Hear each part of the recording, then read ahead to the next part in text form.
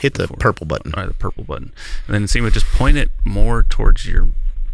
There, you're good. Sorry, because a second ago it was like up your nose. Okay. But is this good? Yeah, that's great. Okay. Sorry. Why did that get weird? It's like, I don't want it. I don't want it. Yeah, and get it on this cheek and on this cheek and then down the middle.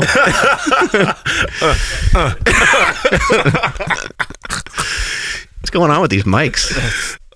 These so mics, phallic suddenly. I know they need like a little ribbing here. You know? I'm pretty sure I can make that happen. And whatever this extra thing is back here, you know, just uncircumcised mics. Yeah, right. That's all. Got a Just turtleneck. uncircumcised mics. Sir, you're gonna have to grab the mic with both hands and push it down to activate when you talk. There we go. Right there. That would be dope. Yeah, you push down the skin of the microphone. That's actually that's the only way to get it to like hit the sound, right? Yeah, to get the sound. It's like right now you can't hear me, but then all of a sudden it's like, hey guys, what's yeah, right. You push it down. I remember on Stern one time they were like talking about how their dicks would sound if their dick could talk. That was pretty damn good. How would? It's How like would your it dick sound? talking like Gilbert Godfrey. Is it like Barry White? Or Oh God. Hello, everybody. A little cold out there today. Like, wow, wasn't expecting that voice to come out of there. I think the initial sound of my dick would be kind of like a higher pitched tone, and Maybe a then little bit like Mike Tyson. a little bit like Mike Tyson, and then A little angry. yeah, and then it would get deeper after a while. When the mood's right. Awfully gross. tired today, guys. Yeah, he's a grower. He's a grower. Ah, got it. So his voice would Makes get sense. deeper. Ah, I see. Yeah. Deeper as he goes deeper. I don't know. These are thick mics, though. Are we on? Yeah. How y'all like the new studio? I love it. It was fun, man. Was it hard, Andrew, to set all this shit up? I'm gonna say no, but not like a dickhead who acts like he knows what he's doing. He got 10 minutes of help from me, and that kind of solved everything. Yeah, really. No. Well, I mean, I don't mind, dude. It's one of those things like you can't like Nsima, what are you gonna do like when there's like one ladder and I'm up in the ceiling? Like you just can't. You know. I could give you moral support. Hand me I that could wrench. encourage you. Yeah, well, actually, I did have somebody hand me like whatever, like those like pliers or whatever. But no, it was not too bad because I had to dismantle one studio and then just put it all in here. What a powerful word that is, dismantle. It is. It is. If I had to start from scratch, like that would have been tough. You know, it would have been tough just like the last one. But this one, like I put like I kind of dumbed everything down. Like I put notes on everything. So like I unplugged something, I grabbed some tape, I wrote down what the fuck that to and from came from, and then moved it over here and just kind of did it slowly. So Monday I took everything down. I took everything down as far as like audio, and then the next day was all video, and then I put together audio, and then I put together video, and then so by Friday, Nsima and I were recording some stuff in here. So no, it wasn't too bad, but you know, it was cool that it took a week. You know, it just took my time. I didn't rush anything because I'm like, man, I could try to speed things up, but then I might end up with a worse headache that's going to put me back further. It looks great. Yeah. I dig it. And guys, just wait up because there's more coming into the studio. There's going to be a bunch of stuff. So this is just stage one. I think we should get a little collage of some pictures when we were little. Put something like that together, a little for each one of us, and then just stick it somewhere on these walls or something. Nah, we'll do that. That'd be sick. Yeah. Cool. That'd be sick. I'm diggity dog. So speaking of dismantling, you were dismantling some people, Oh, dismantling yeah, some yeah. folks. You got into a jiu-jitsu battle. Got into a little fight this past What? week in Vegas. That's not like you, bro. Yeah, I know, man. It's just some of these motherfuckers, they just step to me too much. You're I'm usually joking. calmer than that. Yeah, no, the tournament went well. It was Jiu Jitsu Con. Masters Worlds was going at the same time. Cassio won Masters World. Again? Yeah. So he's like, honestly, I think this is like, Dude. he's won over 10 or 12 or 13 Masters Worlds. He's also won the normal world championships back in 2002 when he was just like 20 something. But then he's been wrecking Masters Worlds every year. I don't think he's ever lost a Masters Worlds. When you're at that level, I mean, is he still able to? I imagine he's going against other people that are really good.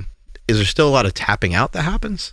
Yeah, Yeah. a lot of submissions. Yeah, interesting. Because either people can win by submissions or like points or whatever. I guess you're both going for it though, right? So then you end up in a shit position sometimes, and right, and man, Cassio, it's funny because when he rolls, it's pretty much the stuff that he shows in class. I think he purposefully goes on to the mat. He's like, here. He like shows it's literally like maybe the stuff he was showing the week before, and he'll tap his opponents in that way. Such a methodical fashion. I love like when a coach shows you something, and they're kind of talking real calm. They're like, "You want to go?" And then you're like, "What? You've never seen anybody move that fast, or ever felt anything that powerful in your life?" And you're like, "They just completely knocked the wind out of me. I'm not going to say anything.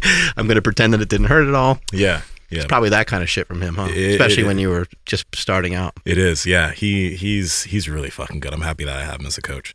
But yeah, the tournament went well. I had 7 matches. I won my division, ultra heavyweights, and then I got second in the absolute division.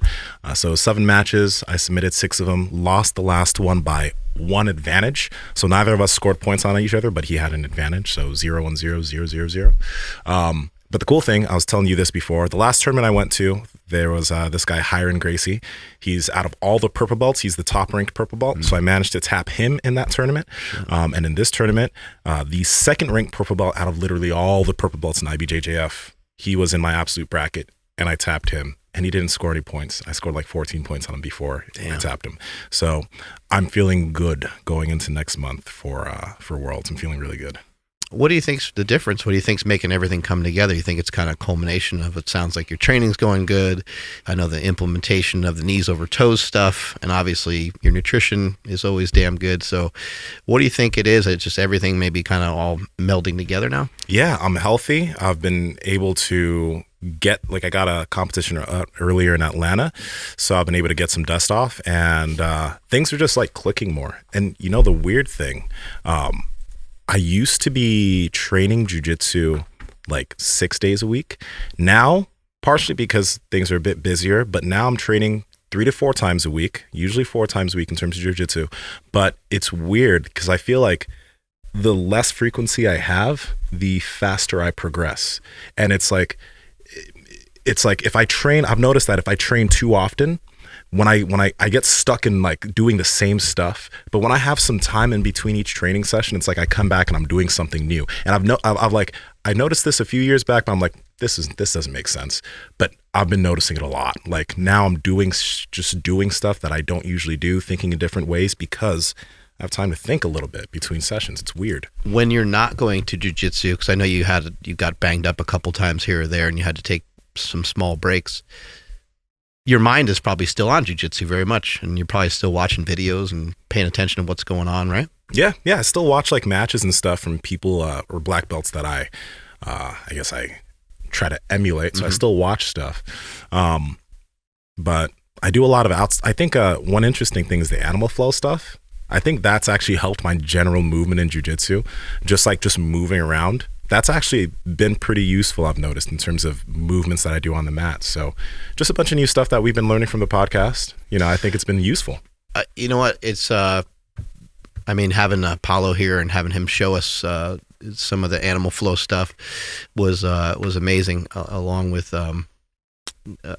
his Hannah. Along with Hannah, or his beautifully hot wife.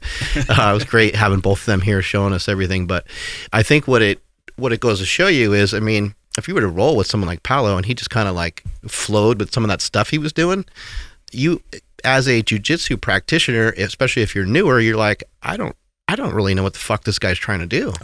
And so somebody like coming at you with like a fucking cartwheel or something, while it seems like the dumbest thing you could ever do. One of Anderson Silva's famous matches that he lost was like some dude got him in like a flying knee bar. He like just jumped into some weird position and like got him in this leg lock that no one has ever really seen before, very rarely have seen. You know, it's something that Credit and cheers. People didn't think that you could people didn't think that you could like get somebody in that particular move like during an actual match. It's like one of those deals. So I think the other thing too is I think that it's fun. If you're having fun with it, that's got to make a big difference too, right? Yeah, no man, it's I'm really happy that I started. It was cool meeting some people that actually watched the show. Like there was a guy, he's been watching the Power Project for like 2 years. He used to be 290 and now he's 220 and the dude is jacked.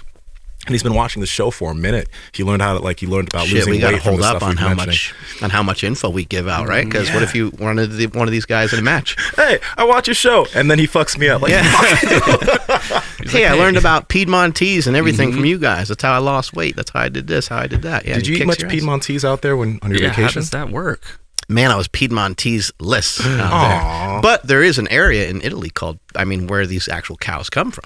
These jacked cows come from there. Yeah.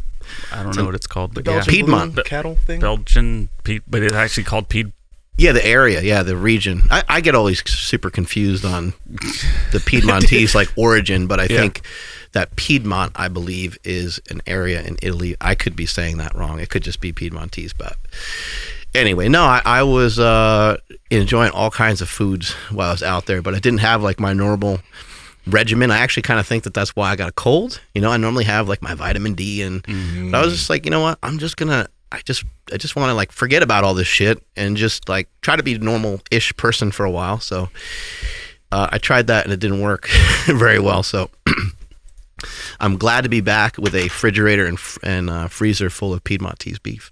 Yeah, I'm happy because I get to eat it every day, and I still do, and it's so fucking good. I gave some to a friend the other day, and I think she's on prep, or she's going to be prepping, but she's actually able to use it because even the sirloin fillet, the flat iron, right? They're really good cuts of beef, but per serving, it's minimal fat and a lot of protein. So she can still eat, usually she's eating chicken and turkey, but now she can actually have some beef on prep. It makes it tough for people. They sometimes some steaks and stuff are too calorically dense.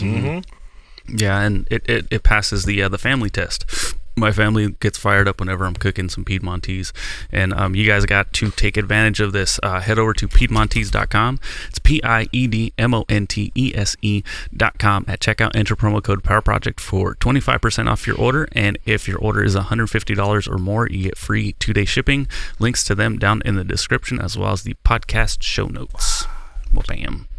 I'm excited for today. We get to talk to Jade Teta, and hopefully we can get some more great information on some things that happen to people when they're dieting. Sometimes people take it a little too far with the amount of output that they have, and with the not giving themselves enough input in terms of the overall calories that they're consuming. And we've had many women on the show, and we've seen many women talk about this more recently on the internet about the difficulties of having a menstrual cycle, and some women suffering from is it PCOS or is it PS? PCOS. Yeah, okay. I might be getting that all backwards and weird, but right. But it's something that happens fairly commonly, and you're hearing more people talk about it more often. And so hopefully we can get to the bottom of some of these things today. Yeah, when I was going through a lot of his content, because guys, you should check out his YouTube channel. He posts some cool stuff on Instagram, but his YouTube channel is where his podcast is and all his info is. He's gotten a lot of really cool people on his show, and he tackles some really cool topics. It looks like a great resource for learning some good habits on dieting for yourself. And also, if you're a woman, a lot of his content, he's gotten a lot of women on. So he has a lot of good information for dealing with dieting, different things. Because once some women lose their hair when they're dieting too hard, obviously there's the loss of the period, there's general fatigue. It's it can get pretty tough. So he has a lot of good info on that. A lot of men will have libido issues. I'm sure it's probably not great for your testosterone. I'm sure it's probably bad in general for everyone in terms of what it does to your growth hormone. And then there's also just a rebound effect, right? Your body, you were kind of starving your body for a long period of time. Now you are potentially lowering your metabolic rate because you are most likely losing muscle as well if you are somebody that's not eating enough and putting in a lot of exercise for too long of a period of time.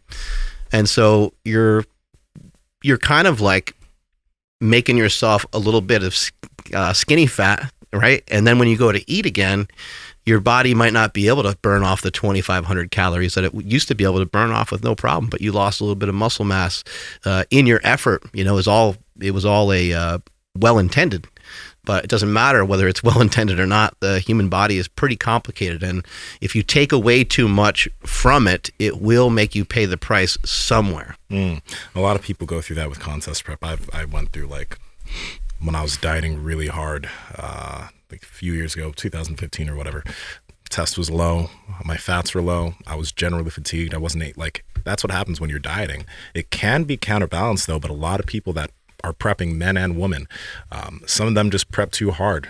You know, they don't give themselves enough time on the prep, so they crash diet. Everything goes out of whack. It's not a good experience for many. So, and some think they can get past it with hormone replacement, but you can't. You can't. The body is just, I don't know what the deal is with the damn thing, but it's the smartest thing that we've ever seen, really. Like the human body, the way that it acts and reacts to the different things that we give it and the different things that we do to it. Even when I was getting ready for my bodybuilding show, even though I had a lot of testosterone in my body, I didn't have any libido. Like I had no interest in sex for like maybe a few weeks, which is like just really rare for me. I'm normally pretty excited about that kind of stuff. And at that time, like it wasn't even like, just didn't hit me as a thought at all. Yeah. Which actually was kind of nice, because then I was able to get like more shit done rather than worrying about my dick all the time. But in general, you don't want that shit to happen to you. Oh God!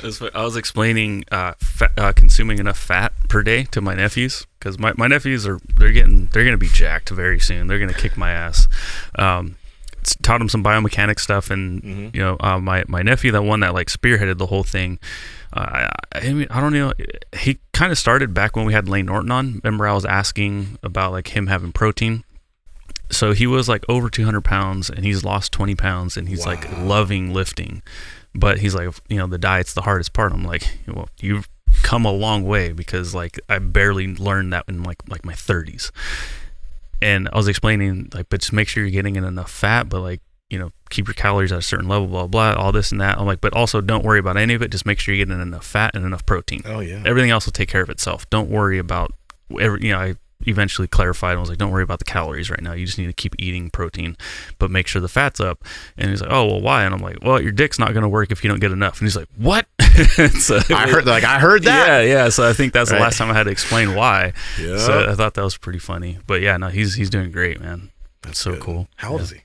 I don't know, man. He's a teenager.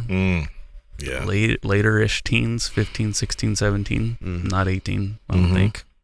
Yeah. What was that hike that you went on? Oh, was that here, or was that wherever you traveled to? That was close to here. I went with Soper and Carlos. It was to Alamir Falls. Alamir Falls I've done that hike back in like 2017, but it's a really nice hike. It's close to the Bay Area. Fucking beautiful waterfall at the end. And we got lost initially. We passed it. It's weird because that's weird. That's scary. Yeah. Because we didn't get lost, but we just went too far down, because the falls are literally like you going down the hike, and it's like this little bush opening that if you don't know that that's the bush opening, you're gonna miss the waterfall. And it's like it's inconspicuous. So you have to go through this small opening into this bush, and then it's like this dark trail covered by trees, and then you open up into like a mountainside where then you go down and you see the waterfall. It's dope. You got to do it. Cool. The pictures look cool. Got to get my ass out there.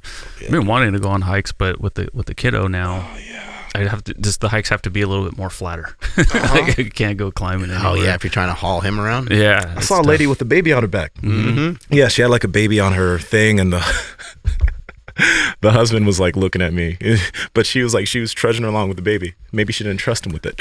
Okay, maybe. Yeah, no, we did. I don't know. It's somewhere around here. We walked a trail and threw rocks in a river, American River. Maybe, I don't know. And I had him on my back, and yeah, the little guy gets pretty heavy after a couple of miles. But it's fun. Makes you start sweating. Oh yeah, dude! I had the this from the straps, like just baked in sweat marks from there. Yeah. By the way, I mean, the listeners don't know. Carlos, he's this guy who came here. He used to be a vegan, and we got him on meat, or Mark got him on meat. But dude, he was killing that hike. Oh, that's great. Like he wasn't winded at all, because it wasn't a super easy hike either. But he's fit. Yeah, he was crushing it. Yeah, he was crushing it. So yeah, I remember while he was here, he started getting into a little bit of lifting, and he was able to knock out some pull-ups, and he started getting stronger. And I'm not saying that like I don't think a vegan diet can work, because I've seen some people have it work, and they compete in 100-mile races, and people lift, and they do all kinds of stuff. I just think it's just challenging. That's all. And it makes it very difficult to try to figure out where to get your sources of protein from. But for a lot of people, just adding in some sort of protein somewhere, I think makes a lot of sense. Absolutely. And it doesn't have to be from meat. It doesn't have to be. But if you get it from meat, you might have a better time. It makes shit easier. Makes it easier. How's our guest? Is he Still waiting. Oh, okay. Mr. Teta. Something he mentioned that I thought was really useful. He mentions these kind of 3 things that he just thinks that just about anyone can incorporate, and they can have great results without having too much of an intervention. And it's just drink more water. You hear that all the time. Make sure you're hydrated. I would even kind of say, along with the water, just make sure you have good electrolyte balance. So getting in some salt as well, and maybe even taking a product like Element might be a great idea. Second thing is eat more protein, or just make sure you're eating enough protein, which would be approximately 1 gram per pound of body weight if you're somebody that exercises quite a bit. And then the last piece of that puzzle was fiber. And it's like those are 3 things that for your average person, maybe someone likes to be on a carnivore diet. Maybe somebody's following this maniac, the Liver King, and maybe they don't want to eat fibery things because maybe they have different beliefs or whatever. But for the general population, you start to incorporate more fiber, start to incorporate protein, and you drink good amount of water with every meal that you have, you're going to notice that your hunger is going to drop quite a bit, and hopefully you can stabilize some of those cravings too. No, I totally agree with him on the fiber thing. Funny thing is, I don't eat barely any fiber at all anymore now. But for someone who's trying to get into dieting, someone who's trying to control their hunger and their cravings, fiber is massively helpful, massively beneficial. And then when you maybe get a better understanding, or maybe you get a better feel of eating, you can cut that. Whoa. Who is that handsome hunk? Oh yeah, we're both hairless now. Wait, what? I shaved my beard for Halloween. Oh, okay. No, he's got hair yeah. on I was his like, head. wait, what are we talking about? It's like, Nsima, how'd you know? Yeah, Don't worry. Well, the photo shoot. that's true. We got to talk about that on another day. Oh, damn! Did these cameras just get better? Are they HD? They might have been. Whoa! What's going on? What's up? Hey, Yeah, where's your face? We only got a picture of you. Coming up. Hold on. 1 sec, man. Let me just get this set. You guys doing good? We're doing Doing great. fantastic. Perfect. Let's see. Got me? Yep. Gotcha. Cool. How's it going today, Doc? What's going on, boys? Good to see you. You too. Yeah, great to have you on the show today. Just to kind of kick things off, I figured we just kind of roll right into it. It seems like from most of the stuff that I've seen from you, you have an approach to fitness, an approach to nutrition that's not really geared towards like a keto diet, a carnivore diet, a vegan diet. These different diets that we've seen kind of become more popular over the years. Some diets have kind of come and gone. It seems like a lot of the information you're putting forward is to just make sure people in their pursuit for having a better body, having a healthy body, that they understand that one of the key elements of nutrition, or maybe the overarching key element of nutrition, is to make sure that it's nutritious. And I think that might be a forgotten element, is that if your nutrition is nutritious and it's starting to hit all these different points, such as getting in your macronutrients, getting in your micronutrients, and making sure the body is happy, satisfied, satiated, all those types of things, maybe we don't have to be on some diet that's super restrictive. There's no question. I mean, it's one of these things, right? We have a new fad diet every couple of years that we're all dealing with, all of us coaches. And to me, it's one of these things where each of us are individual. We really, the whole nutrition community has missed this. We are unique in our physiology. We are unique in our psychology. We're unique in our personal preferences and in our practical circumstances. And therefore, really what we need to be doing, in my mind, is helping people understand what diet works for them. It's one of the things I like to say is, the metabolism is speaking to you all the time. The only problem is it doesn't speak English or Spanish or French. It speaks metabolism. And most people do not know how to speak that particular language. If you did, you would know and understand what to be putting in your mouth, how to be exercising in a way that works with you rather than against you. So my approach is really one that says we need to stop being dieters, start being more like metabolic detectives, figure out what works for us. And that's going to be different for us three guys. It's going to be slightly different for each of us. Now, of course, there are things that we can teach people that kind of work for most people across the board, but there's going to be little slight tweaks here and there that make the big difference.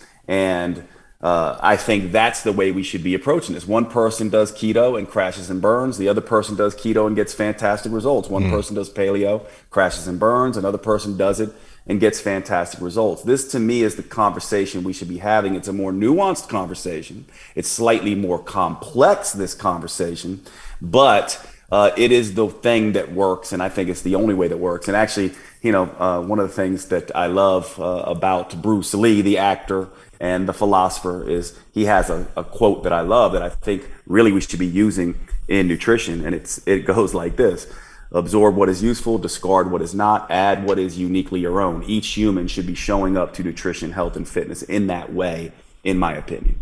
Okay, so you mentioned some overarching themes when it comes to dieting and things that work for most people.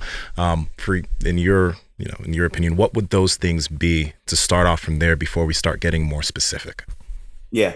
Well, let's talk about it, right? So from my perspective, if we talk about this idea, there's no such thing as magical fat burning foods, right? Like, there's no such thing as a food you're going to eat that is going to magically make you burn fat. However, when we talk about metabolic foods or metabolic meals, they do have specific elements that can help you stay on a diet, right? Because in my mind, we need two things for fat loss. We need calorie deficits and we need sustained calorie deficits, right?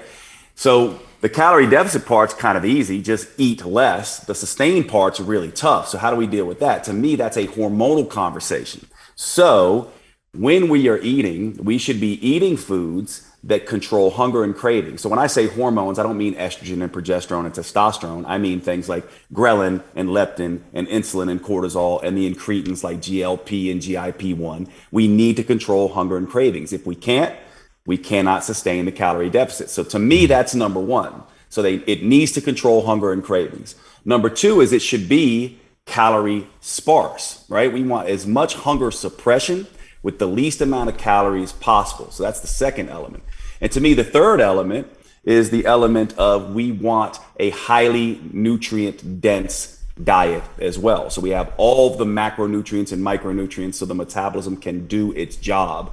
So from my perspective, those are the three elements that we want. And when you look across the board, what would those foods be, right? They would be things like what I call the 5 S's: soups, salads, scrambles, shakes, stir fries. Ooh. More specifically, low carb, low fat soups, salads, scrambles, shakes, and stir fries. Now, there's nothing wrong with carbs and fat. It's just that when we start combining those are the ones with the most calories. So if we start with this idea of soup, salad, scrambles, shakes, and stir fries, and then add enough but not too much carbohydrates and fat based on our unique metabolic individuality, we're getting close to something that we can begin to use for most people, in my mind, instead of doing this very gimmicky, in my mind, one size fits all approach. What works for me is supposed to work for everyone. And the three of us know that's not how this works. That's why most people are failing, at least in my mind. And I would love to hear both of your take on that in terms of what you've seen throughout your career with this sort of approach. Because yes, there are some things that work pretty well. I mean, think about the old bodybuilding way we used to do this, right? It's like chicken and broccoli. Just eat chicken and broccoli. If everyone ate chicken and broccoli day in and day out, we would all be incredibly lean. The problem is that is not sustainable. So when I say soup, salad, scrambled shakes, and stir fries, what I'm essentially saying is chicken and broccoli, and then adding in enough but not too much of salt, sugar, starch, and alcohol to make the diet livable. And this is the way that I see it. I agree with a lot of what you're saying. I think that there's a couple things there. I think when it comes to like personalized diets, it does make a lot of sense, because not only are we different from a standpoint of our genetics and things like that, but we're also just different with our like mindset, and we're different with our palate. Our palate is way different. Somebody might eat some yogurt and they might think it's amazing. Even plain yogurt, someone might really enjoy it. Somebody else like, that's absolutely disgusting. I need to pour honey in there, or I need a flavored one or something like that. So we're all way different when it comes to that. Where I disagree sometimes is the fact that a diet and a training protocol that's shoved upon somebody, it can work. But I like what you keep hammering home, the main factor there, the sustainability. How long are you going to be able to force yourself to do it, or how long are you going to force yourself to be doing these things, even under the tutelage of a coach? Eventually, you're going to hate it. So you have to gravitate more towards things that you like, things that you enjoy, because I've used as reference points before. Think about when someone goes into the military, all the activity that they undergo, and this type of diet that they have, which the diet may be less than optimal, but you see everybody that comes out of boot camp, they all lose weight. So there's a lot of people that look at stuff like that and they say that worked.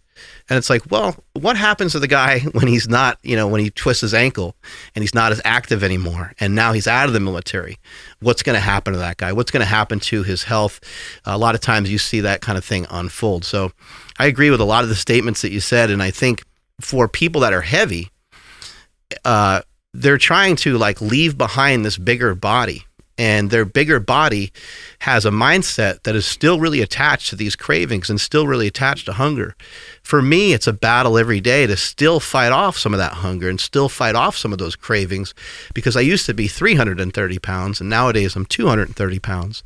The way that I've been able to fend it off is through protein leveraging, through, in some cases, I used to eat more fiber, I used to eat more salads and things like that. And over time, I have just learned to kind of be friends with hunger, and recognize the hunger is actually a good thing. And actually, this is a positive. I'm not actually starving. I'm just a little bit hungry. I got plenty of food around me. I'm in no danger.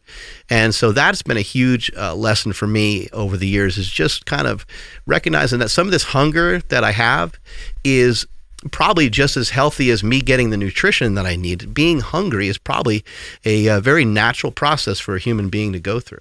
And to add on a little bit to what he mentioned there, not going on too long, is the hunger aspect of things is the same thing that I kind of came across like a few years ago when I started doing some fasting, because I started doing it to try to focus on work. But I also found that I'm an individual who can eat a lot of food. I'm an individual in the past, like carbohydrates for me, I still eat carbs, but not as much as I used to.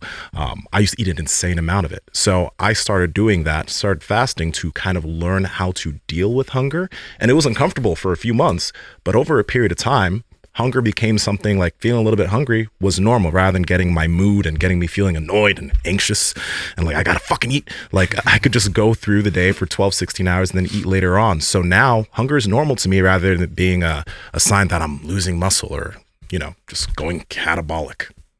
Yeah, I think you guys bring up a great point here. And the clarification that I would say is, it's not that we don't want hunger. It's that we want to be in control of our hunger.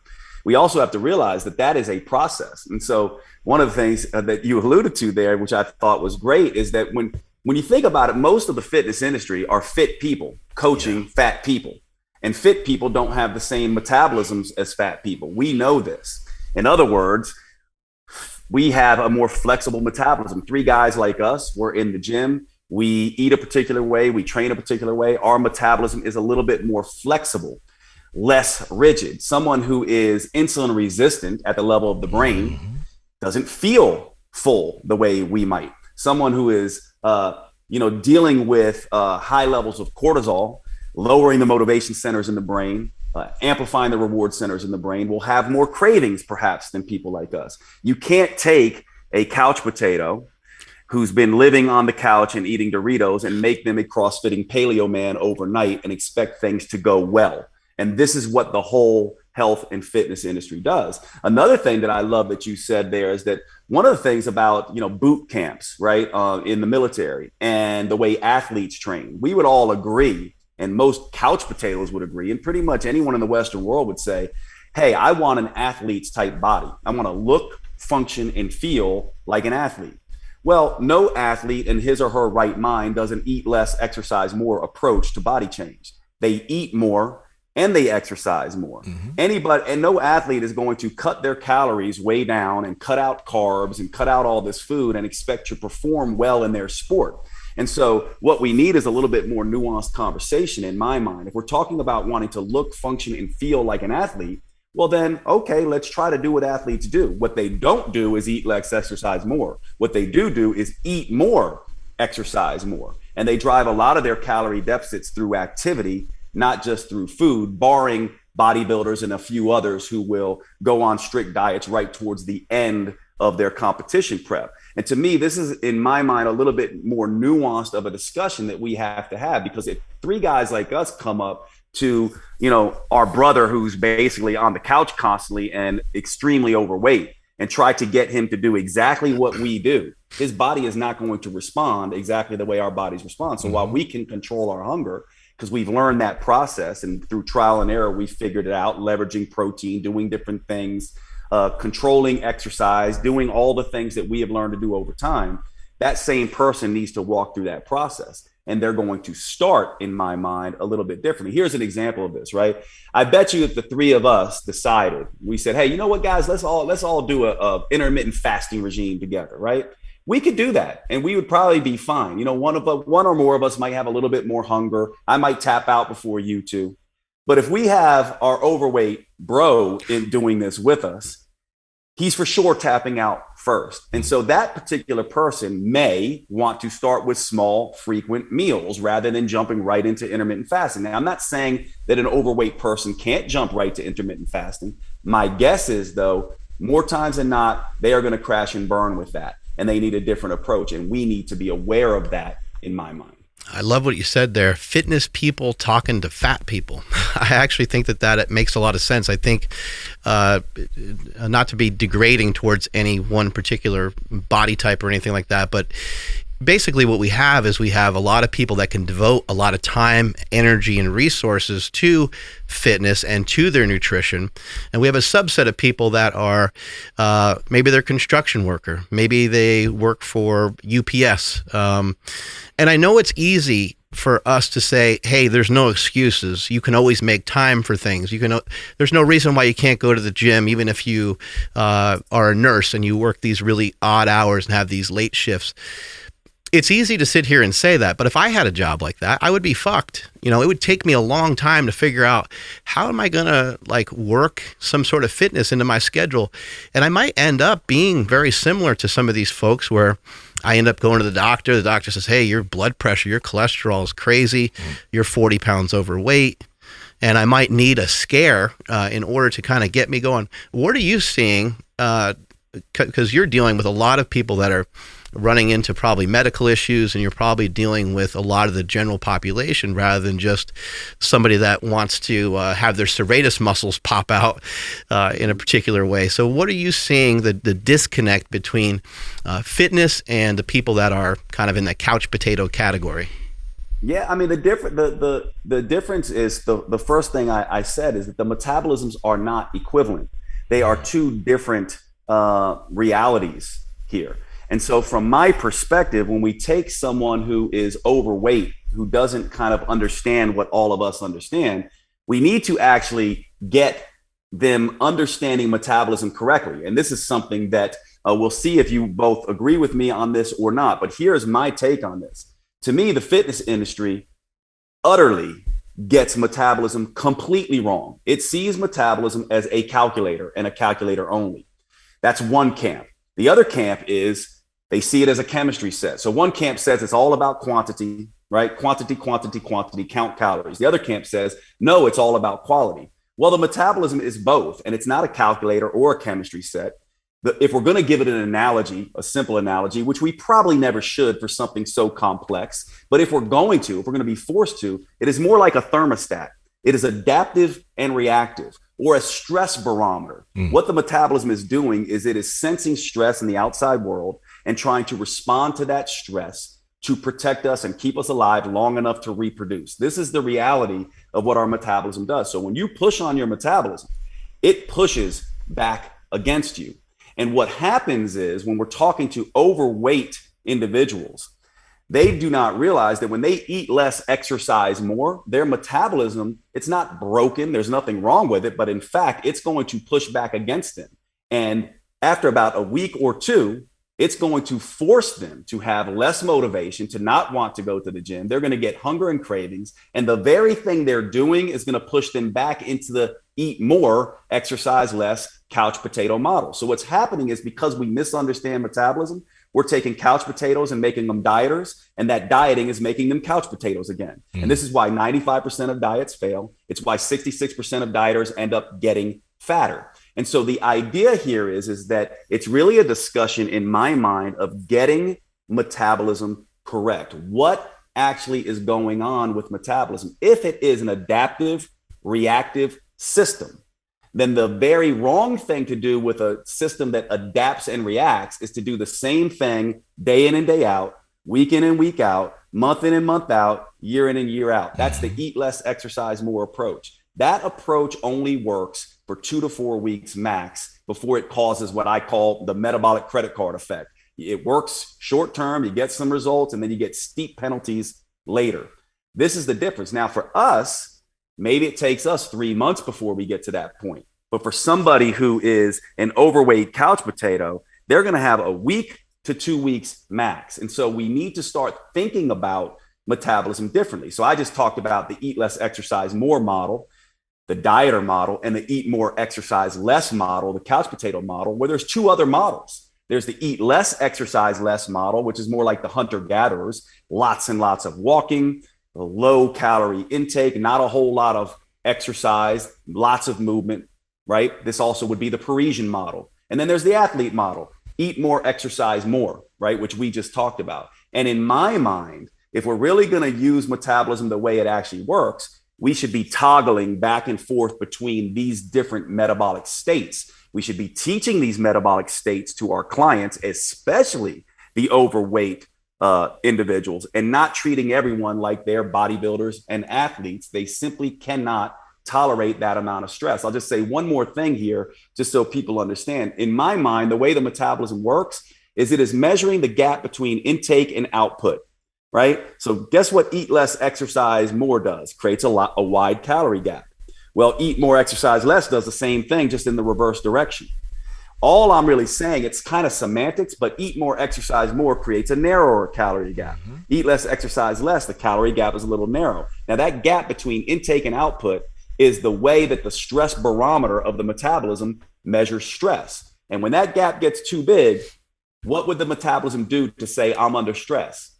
It throws what I call SHMEC out of check, SHMEC. Sleep, hunger, mood, energy, and cravings goes out of check. In other words, your stress barometer goes, that calorie gap got too big.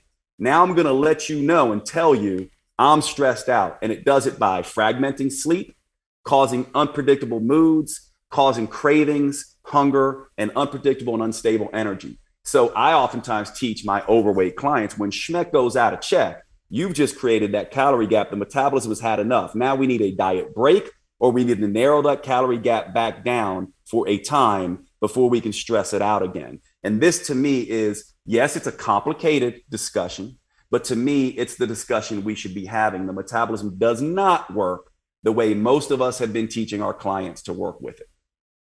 Yeah, what you're saying there, I like the metabolism as barometer thing, just because, I mean, we talk a lot about habits on the show, right?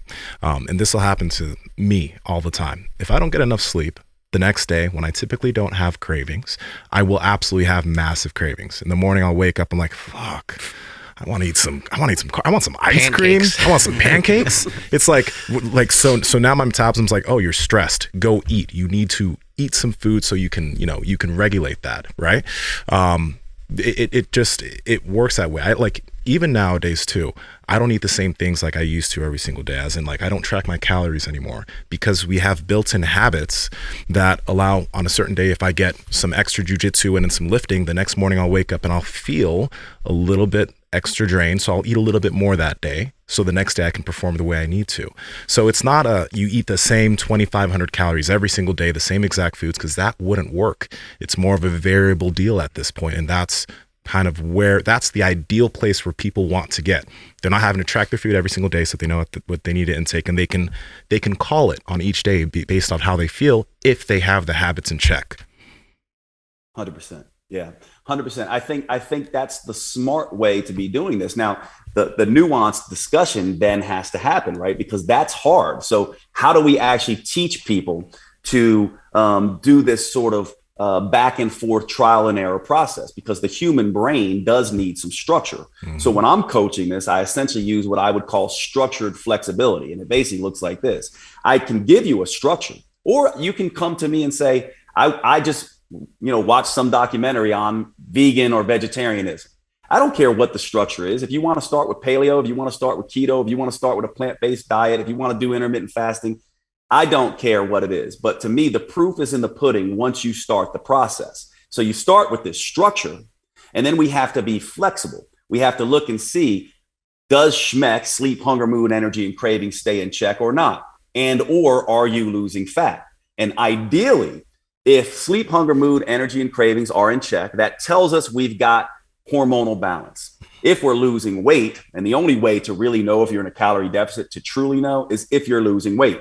Now, if you got those two things going on for you, that's a good start. The third thing would be that your vitals and blood labs are also optimizing. So from my perspective, I don't care if you're eating Twinkies all day. If SHMEC is in check, you're losing weight, and your blood labs and vitals are optimizing, then that's the right diet for you, right? And also, one other thing here that frustrates the hell out of people, that's only going to be the right diet for you for a short period of time. Because just like you said, on days when you don't get sleep or you're extra stressed, that same approach that works for you on the days when you do get good sleep or don't have stress may not work for you here. But in time, by having this structured flexibility approach, the paleo diet or the keto diet or the intermittent fasting diet gets tweaked and adjusted. And in the end, you end up with a paleo U diet, a diet that is paleo-esque maybe, or keto-esque, or maybe you have to get rid of that diet altogether because it simply does not work for you. Instead of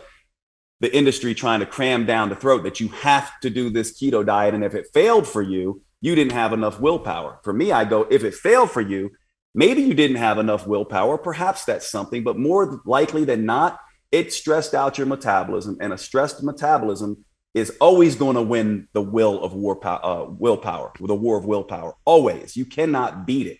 And so this to me is a smarter way to do it, but it does take some time. I think guys like us, we've done this for years and years and years, right? So we've gotten to a place where we can do this naturally, but most others have not. And so I think we have to have that nuanced conversation of teaching them this process. I think the stress part of it is like, I think that people maybe just aren't recognizing how powerful it can really be. And the more that you can develop skill set to deal with stress, to be able to take on stress and have it not have a net negative impact on you is huge. I know a lot of people, though, they work their 9-to-5 job. Maybe it's not the most ideal job position that they dreamt of when they were young.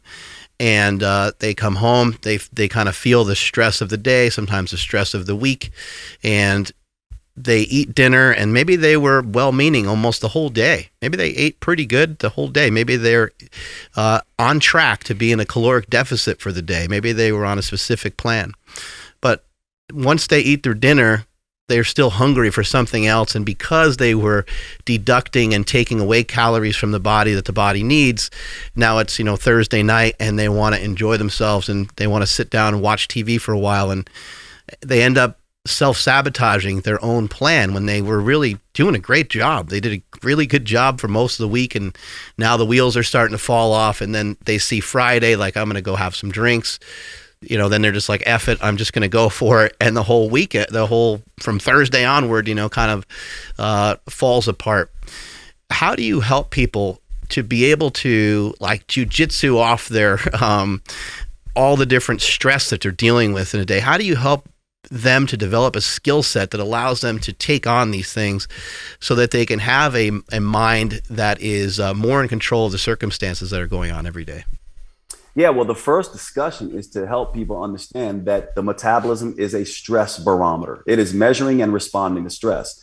Once they understand that, the next discussion is, well, let's discuss what stress is, because a lot of people think stress is just emotional. Stress is not just emotional. We talked about one form of powerful stress. The calorie gap is a big form of stress. Sleep deprivation is a stress. Eating too much or too little is a stress. Exercising too much or too little is a stress. And so once we have those conversations, then we say, what can we do to take stress off the barometer? I call this rest-based living. It basically says we have lots of tools that will lower stress hormones and take stress off the system. Some of those would be walking. Some of those would be sauna therapy, contrast hydrotherapy, massage, physical affection, sex, orgasm, that kind of stuff. Time with pets. Aren't some of those things peeing all over the place? Aren't some of those things stresses? Aren't some of those things stresses as well, though? Absolutely. And see, this is another nuanced thing. So with sauna, for example, right? It's a eustress. It gives you a little bit of a challenge to help your body adapt. Mm-hmm. Now, if you're doing sauna every day for 2 hours, this is turning it back into a dieting mindset. Mm. If you're doing it enough, but not too much, that is what we're looking at here. But we have lots and lots of tools. So you're right.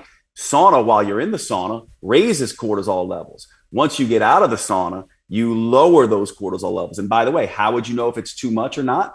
Schmeck goes out of check or not. That's why I always teach this to my clients.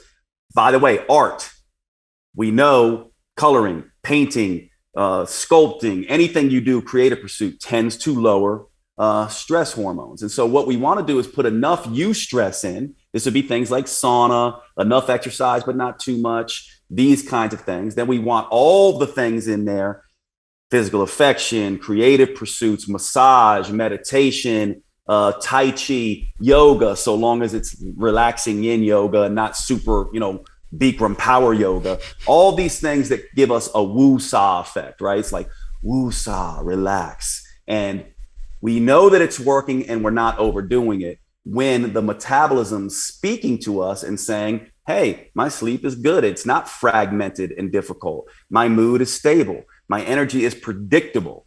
I am not having hunger that is out of my control. I'm also not having cravings that are out of my control. And all of these things, and there's a lot more that we can do. It's just that most people go diet or exercise, diet or exercise. And my way to looking at this, there's 3 blocks we should consider with metabolism.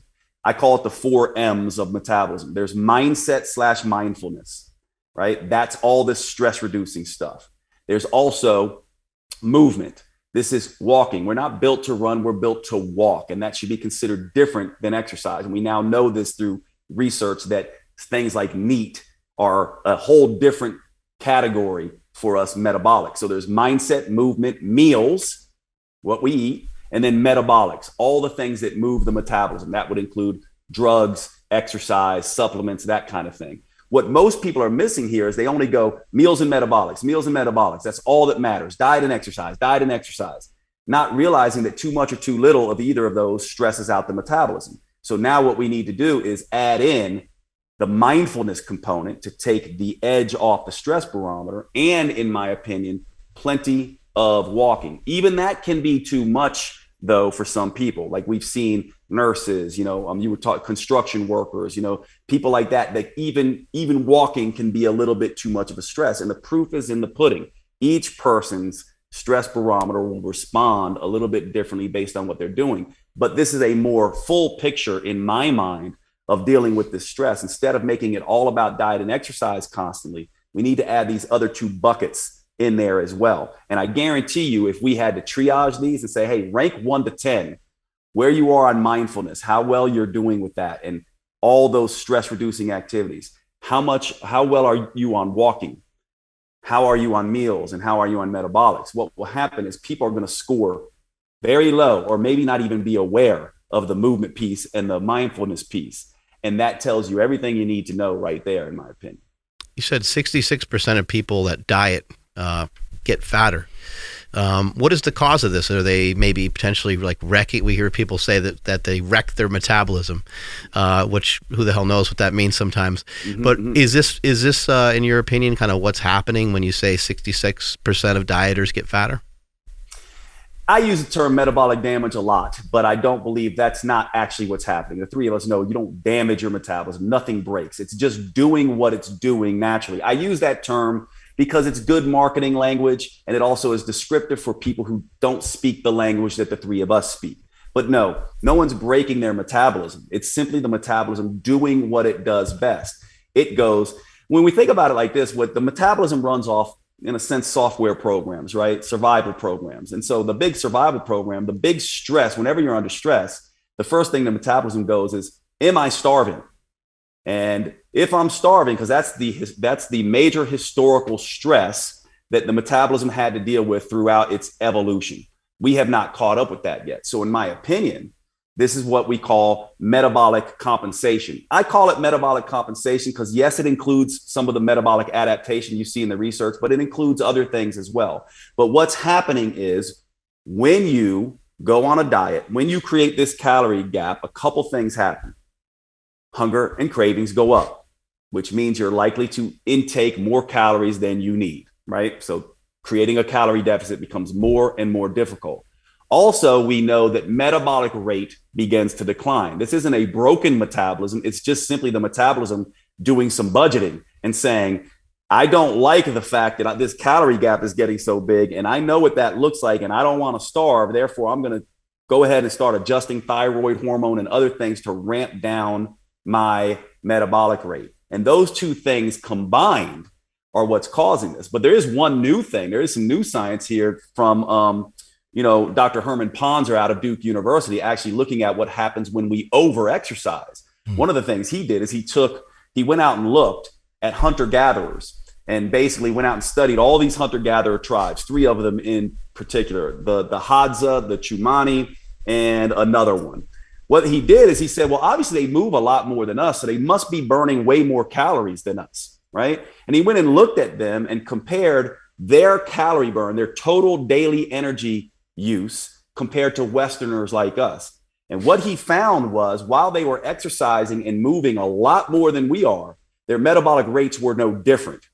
And this has shocked the entire metabolic community because they're like, how can that be? Well, what happens is when the metabolism sees you putting out a lot of extra energy in exercise, it goes, well, I'm just going to make you fidget less in bed. And I'm going to ramp down non-exercise activity thermogenesis. And I'm going to adjust testosterone levels. And I'm going to lower thyroid hormones. And I'm going to do all manner of things to decrease my basal metabolic rate so that I can get back to that budget.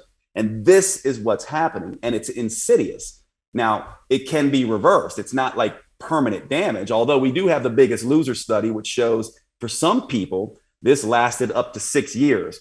The big problem with that was you have to measure this when people are in an isocaloric state. And when we measured it in an isocaloric state, we really don't see continuous metabolic damage. But this is what is happening. Metabolic compensation, hunger and cravings go up, metabolic rate goes down, the exercise economy is changed, and the body starts to constrain its energy use the more you begin to exercise. And this, I believe, explains it. It's not broken. In fact, it's an exquisite system that works incredibly well, just the way it was designed.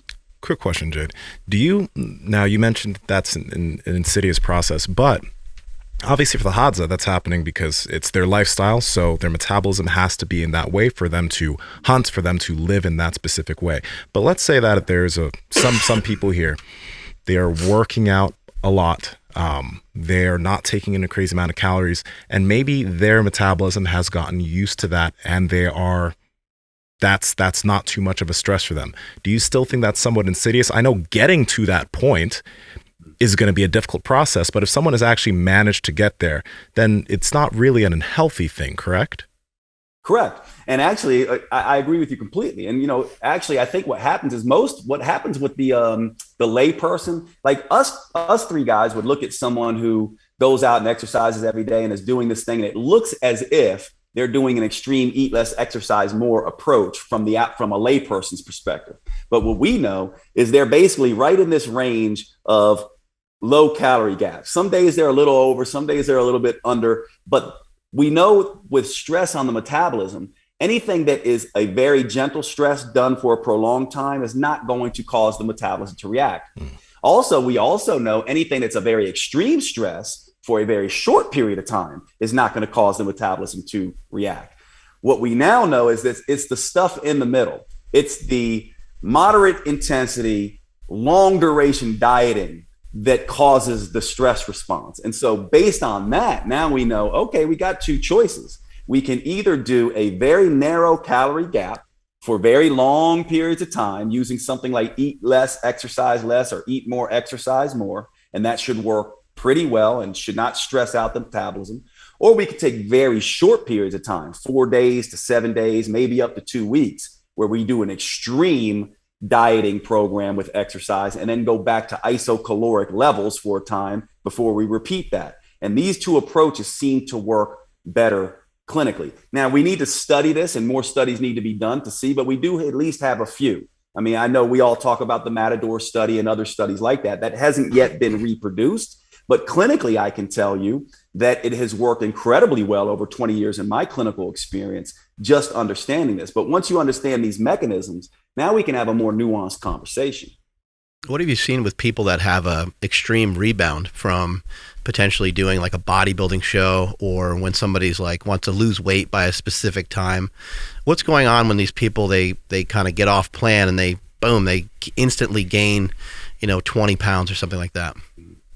Well, one of the first things that happens is we know a lot of this is not fat. Like these people who are gaining 5 pounds of fat or 6 pounds of fat, they think in a weekend, a lot of this is water coming back on the system. I mean, obviously you go on a bodybuilding diet and you go have cheesecake and pizza and stuff like that. You're bringing all these carbs, loading up your glycogen stores. That brings 3 grams of water per gram of glycogen. That's part of what happens here. But then add on to that, one of the things that happens whenever you go on highly palatable diets where you're eating foods like burgers and pizza and cheesecake, these hijack the reward centers in our brain, wanting us to have more of those foods. So a cheat meal turns into a cheat week or a cheat month for some people.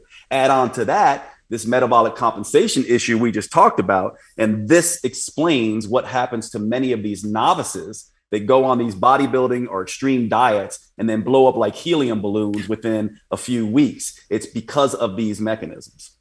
We've had some women on the show, and we've heard from some women via social media and things of that nature where they're having PCOS, and many women are suffering from that. And we've seen that you've done a lot of research in this particular area. What are some things that would be helpful? It sounds like all the things you already mentioned, I would imagine, would be immensely helpful for anyone that has any health issue to start to explore some of the things you've already mentioned. But what are, maybe more specifically, what are some things that women should be aware of when they're suffering from PCOS? Yeah, so, it's interesting with women. One of the ways I like to describe female metabolism, and this is something, again, that another disservice the fitness industry has done. Now, it's not on purpose. It's not a conspiracy theory. It's just the way things have been done. We have extrapolated female metabolism from male metabolism. Well, obviously, men have one major sex hormone. Women have two. Men go through 2 hormonal stages in their life. Women go through 4 to 5. Men have static levels of testosterone and sex steroids throughout the month. Females fluctuate throughout the month. The thing that I think women listening to this need to understand, if they don't already, I think they do. So I'm telling them nothing new, but it's more me saying I understand this because I work mainly with women. The female metabolism, the way I like to the way I like to describe it is it's a little bit more refined and sensitive compared to men. And this makes sense, by the way, right? Because this is the gender of childbearing. So if you have to carry another human and bring that baby to term, it makes sense that your physiology is going to be a little bit more stress reactive and stress resilient. And not always the case, but this is why many women don't always do as well as men on intermittent fasting regimes and keto diets and things like that. They can, but it's a little bit more of a slippery slope for them. Now, when you're dealing with things like polycystic ovarian syndrome, which again is, in my opinion, this stress barometer in women. By the way, the technical aspect of this is the hypothalamus mainly. It's not actually coming from the ovaries. You can kind of think of the hypothalamus as the command and control center of the metabolism. It's like an antenna that is basically sitting in the brain that's looking out into the outside world and saying, how much stress is there? How much stress is there? And if there's too much stress of dieting, stress of too much exercise, and then all the other stuff like emotional stress, it speaks downstream: hypothalamus, pituitary, adrenal, hypothalamus, pituitary, thyroid, hypothalamus, pituitary, ovarian, right? Ovaries. All of these systems, which are our major endocrine systems, began to become dysfunctional. And what ends up happening there, guess what else the hypothalamus controls? Temperature regulation, food intake, and hunger. It does all of this. And so once that begins to happen, schmeck goes out of check: sleep, hunger, mood, energy, cravings. Also, libido, exercise performance, exercise recovery, menses. All of these things begin to change. And then you may or may not end up with a diagnosis of polycystic ovarian syndrome or hypothyroid or some of these other things. So we've already covered the fix to this. The fix is not exercising more and eating even less. The fix is going, okay, I need to narrow this calorie gap. And this is what a lot of coaches do wrong, in my opinion. They'll have someone on someone who's a female or even a man on an extreme eat less, exercise more approach, see that they're hitting, a plateau or even gaining some weight. And then what they do is they say, well, you need to stop exercising and eat more. And they just move them from eat less, exercise more, which is one stressful situation, to another stressful situation, which is eat more, exercise less. What they really need to do is either match exercise with intake through eat more, exercise more, or through eat less, exercise less. This is the approach. So if you're a woman dealing with polycystic ovarian syndrome or any sort of metabolic dysfunction, the last thing you want to do is keep pushing this calorie gap. You simply want to narrow it down. And this begins to solve a lot of the issues. Now, you mentioned blood work for men and women, but specifically, since we're talking about women here, how often do you suggest that they get their blood work done? And what are maybe the specific labs that you think they should be paying attention to as they're going through the dieting process? Yeah, this is actually a tricky, and a lot of people aren't going to like me on this one, but I like to do blood work quarterly, right? Okay. But I'll tell you something that everyone listening to this is going to be like, I don't know that I like Jade now, but I've done thousands and thousands and thousands of blood labs measuring estrogen and progesterone in women. And I can tell you without a doubt, this is going to be a controversial statement, but I can tell you it does not help me in my diagnosis of most of these women. Just measuring their blood. And the reason why is because each woman's estrogen and progesterone levels are like a fingerprint. It is very difficult for me as a clinician to say, oh, let's do your blood labs, which is a single moment in time, and understand what's going on with their estrogen and progesterone levels. Now, even if I begin to do some more functional tests like Dutch tests and other ones like that, they're still not that helpful. And so what I like to do is go back to what we talked about before, the biofeedback sensations of sleep, hunger, mood, energy, and cravings, exercise performance, exercise recovery, menses, and libido. These are the things that I'm paying far more attention to. On top of that, I'm looking at, am I getting fat loss? And then, yes, I'm incorporating some of the blood work, but it's not what most women are thinking. I'm not looking at estrogen and progesterone per se. I'm looking at things like fasting blood sugars or using a continuous glucose monitor, insulin levels. I'm looking at those kinds of things. I'm looking at liver function tests and kidney function tests and looking at immune markers in the CBC to see if the metabolism is stressed out, for lack of a better term, at the level of the blood labs. And I'm looking at those markers because we usually can't see it just through estrogen and progesterone levels. It's an incomplete measure. I will still do those things, and I will give you some hints. So without leaving all the women hanging here, here's some of what you will begin to see. The first thing that you begin to see is in the menstrual cycle, usually estrogen is hanging around by itself for the first 2 weeks. Then after ovulation, the corpus luteum is formed, and the corpus luteum becomes the source of progesterone.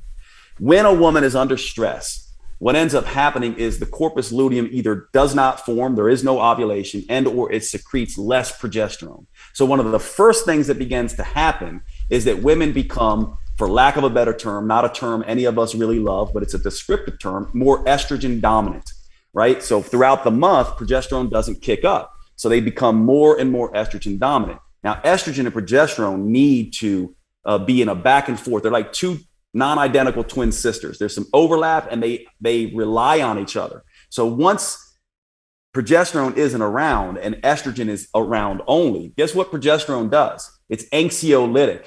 It helps women calm down. It helps to buffer against cortisol. So once progesterone levels begin to fall, stress right around menses in those last 2 weeks gets more and more and more. And they oftentimes can begin to ruin their entire calorie deficit in just that 1 week around menses. And so you will see that happen first. Now, if they keep pushing this, now you start moving to the female athlete triad. Well, now estrogen begins to drop as well. And because sleep, hunger, mood, energy, and cravings are the first thing to go when stress is an issue in women. The next things to go are libido and menses.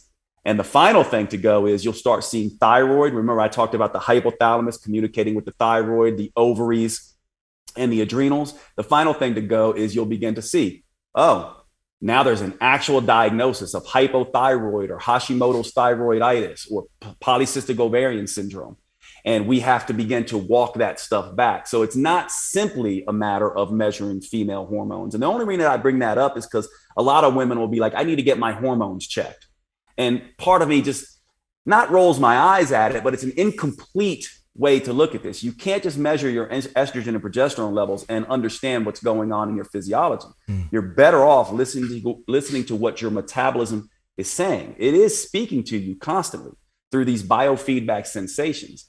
Those biofeedback sensations, along with your results in body fat and body composition, along with the blood labs, is how you want to be looking at this. You're hitting a really good point, because getting your blood work done is kind of showing what's going on in the body, but it's also not giving you stuff at the level of the brain. And there's just so many other things going on in the human body that still are probably very much like unknown. You mentioned earlier about somebody having insulin resistance. Well, they could have insulin resistance more at the level of their brain. And so things get to be a little bit more complex than I think, even a comprehensive amount of blood work can give you some great indications and show you, I'm a little messed up over here. I need to, maybe figure out a way to take care of that in the best possible way. But a lot of times there could be things that you're not seeing there. And if you take the blood work along with what is happening to you and how you feel, now I think you have a good recipe to go after whatever is the offending thing that you're trying to eliminate. Yeah, you're making such a good point here. And keep in mind, like, what are these blood labs for anyway? When I'm in the clinic, I use those for diagnostic purposes. I'm using it to spot disease, right? Most of the time, you have dysfunction before you get to disease. And this is this is the reason why we talk a lot about functional medicine, which is a lot of people don't like that term either. That's considered like this weird thing. But think about it. If I'm going to diagnose the two of you with diabetes, I need to have you with a fasting blood sugar of 126 or greater on 2 separate occasions. Now, long before you get to that, there's going to be dysfunction in your blood sugar. So what do we call that, right? We don't call it diabetes. We have different names for it. We can call it glycemic dysregulation. We can call it prediabetes. None of those are really diagnostic terms, right? But we call it something, and we can see this dysfunction happening. This is why, for a lot of times with hormones, we use other markers like, and we have some really cool tools now, right? We have continuous glucose monitoring, which I've been using for the last 4 to 5 years clinically, that can tell us a lot.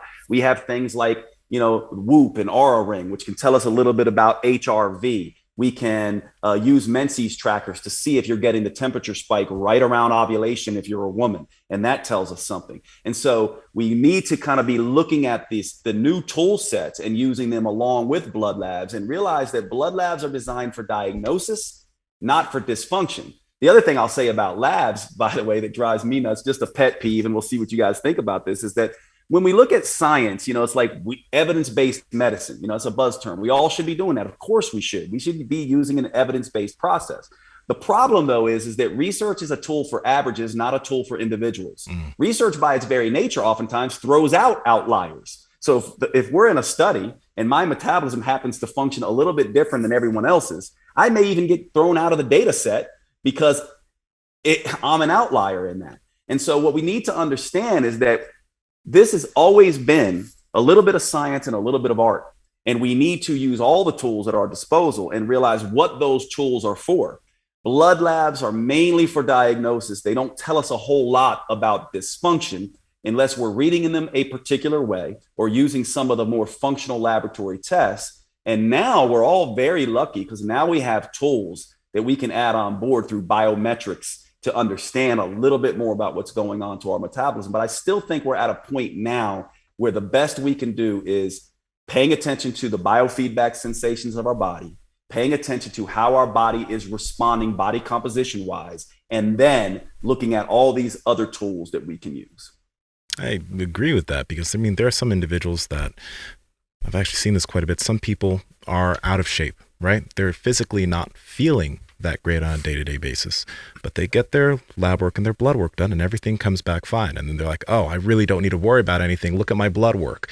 You're 50 pounds overweight, but look at my blood work. So like you're saying, blood work can tell you something that's going on, but if you're not, if you're ignoring your biofeedback, your joints are hurting, your et cetera, just a lot of things aren't physically feeling good, but you're only paying attention to your blood work, well, you're putting yourself in a bad situation.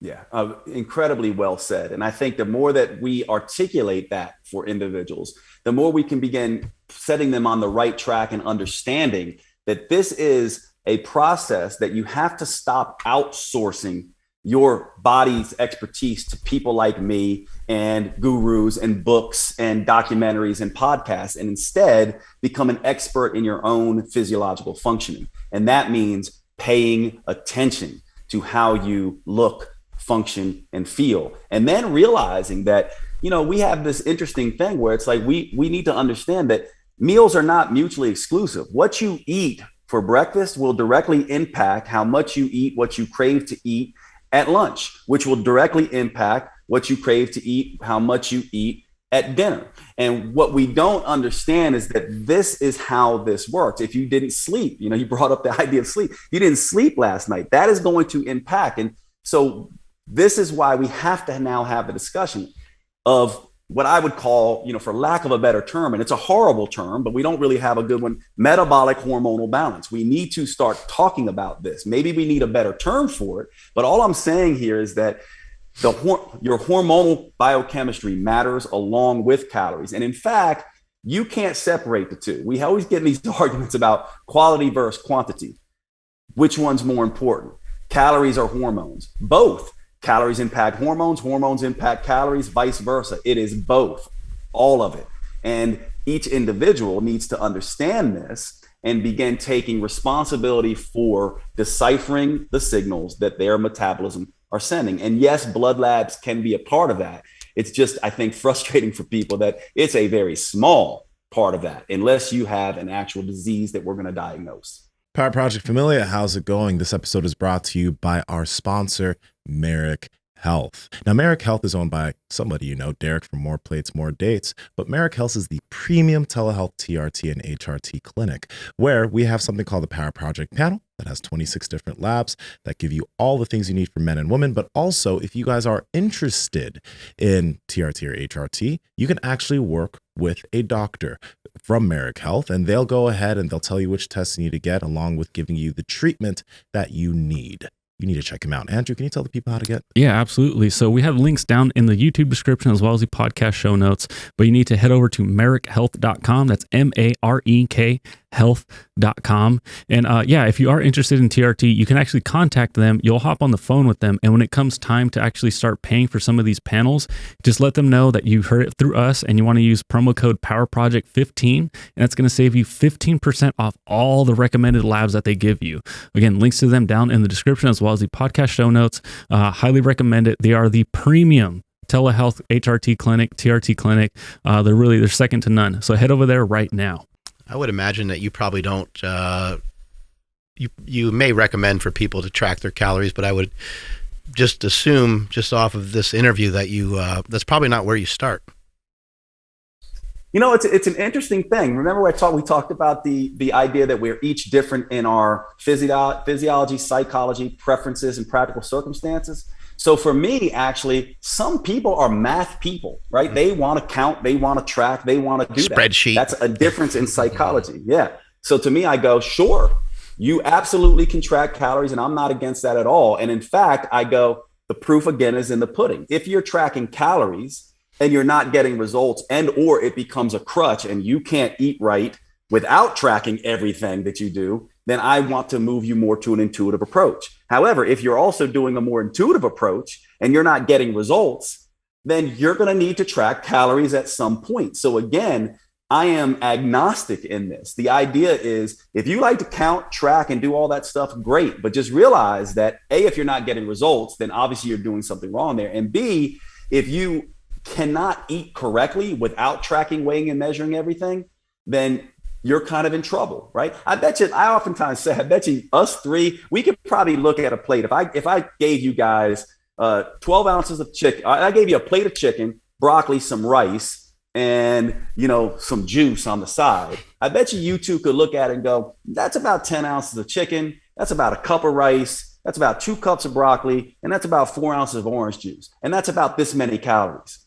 And the reason you can do that is because you've tracked, weighed, measured. There's probably been times in your life where you have tracked, weighed, and measured everything, and you earned the right not to have to track, weigh, and measure everything. So one of the things that I oftentimes say is if you're someone who wants to do intuitive eating, and you're not getting results, and you don't know what 12 ounces of chicken breast looks like, and you don't know what a cup of rice looks like, that's your problem. You need to go back and track, weigh, and measure. And so I do think that both matter, and it depends on the person, if that makes sense. What do you tell somebody that maybe cheated on the weekend with their diet, but they didn't track that? Do you advise for them to just track everything? Because that's one of the issues that I see sometimes with tracking is when someone does go off plan, they didn't track the Ben and Jerry's and whatever else they ate. To me, in my opinion, that would be more important to track some of those things since they're so calorically dense and they don't really smash. It doesn't really smash your hunger. Yeah, 100%. And actually, if we look closely at the research, I know you two know this, but I'll just share it with everyone listening. We know that when you track people over time, researchers have looked at this closely. We underestimate over a couple of weeks, we underestimate our calorie intake by about 30%.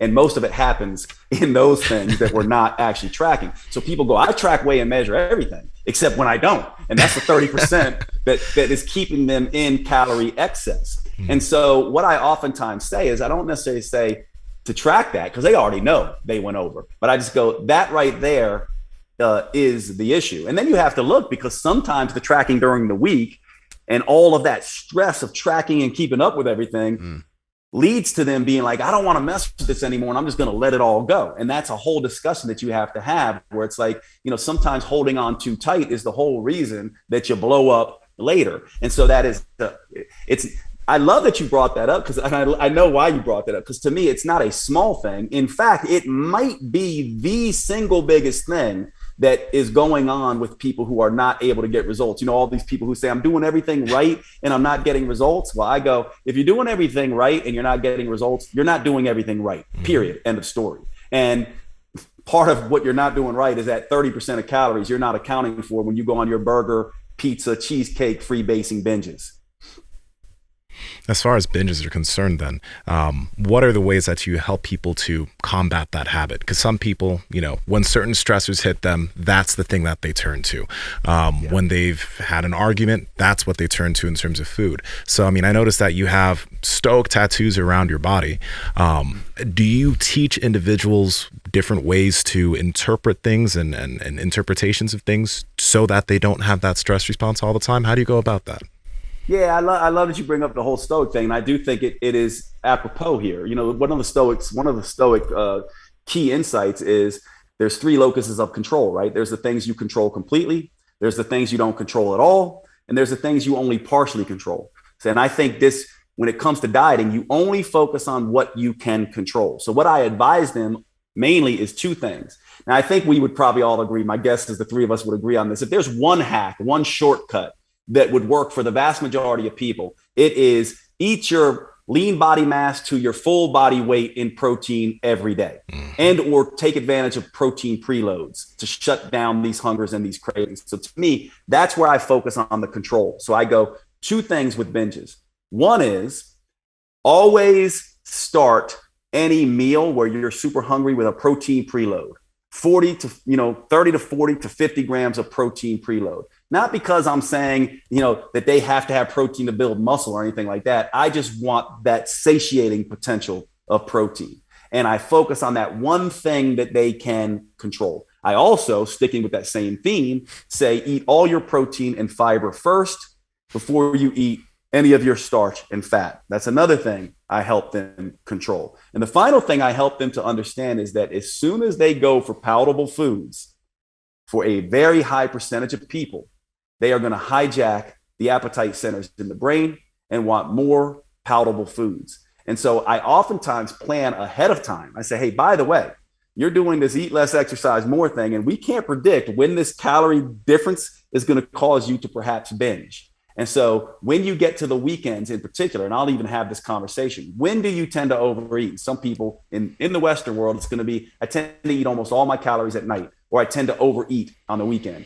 And so I say, okay, so you tend to start eating at 5 o'clock and not stop eating till 11 o'clock, right? Continuous meal, the Western continuous meal. Then I'm going to give you a protein preload right at 5 o'clock before you do anything, or at 3 while you're at work to stave off that hunger a little bit.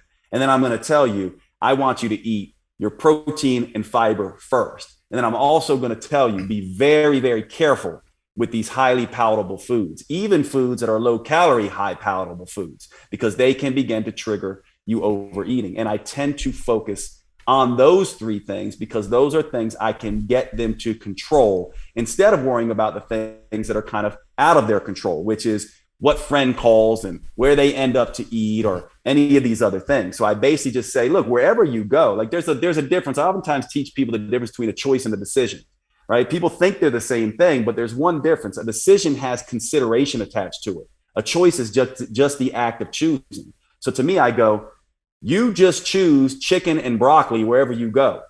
It doesn't matter if you're at a Mexican place, you take the control out of it. I get chicken and broccoli. How do you do that? Well, I order a chicken fajita. I tell them, leave off the tortillas, leave off the rice and the beans, give me extra onions and peppers.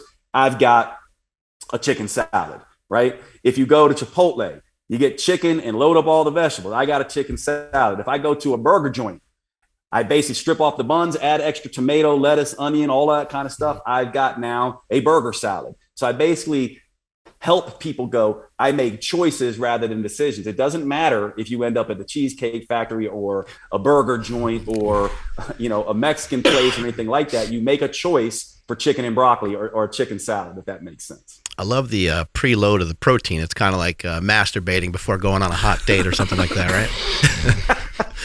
I love that's exactly right. That's it. Andrew, I'm sure you got some questions. What you got over there, No, buddy? I do. I'm really digging this conversation, and I really appreciate everything that you're saying. You keep saying eat more, move more, and I've been learning that from Nsima and Mark. But for an average person that's maybe not tracking, how do they even discover what eat more means? You had mentioned like the couch potato, and I'm pretty sure this person wouldn't care about moving more anyways. But if they hear eat more, they might eat more Doritos and be like, it's not working, I'm just getting fatter or whatever it may be. But for a person that is exercising, maybe they're I don't know, trying to get back into it, we'll just say, how do they discover what that limit is, like what that eat more is? And then I actually have a follow-up question, so after this I have another one for you. But how does a person find what eat more even means? What does that look like? Yeah, such a great question, because this is the immediate question that people ask me, and it's perfect for everyone here. So there's 2 ways to look at it. If you're a calorie counter, to me, eat more means about 15 times body weight, or if you're a hard gainer, 20 times body weight, if you're someone that wants to count calories. If you're more intuitive, eat more means what I call the 4-2-2 approach. It's a very simple way that I teach nutrition to people.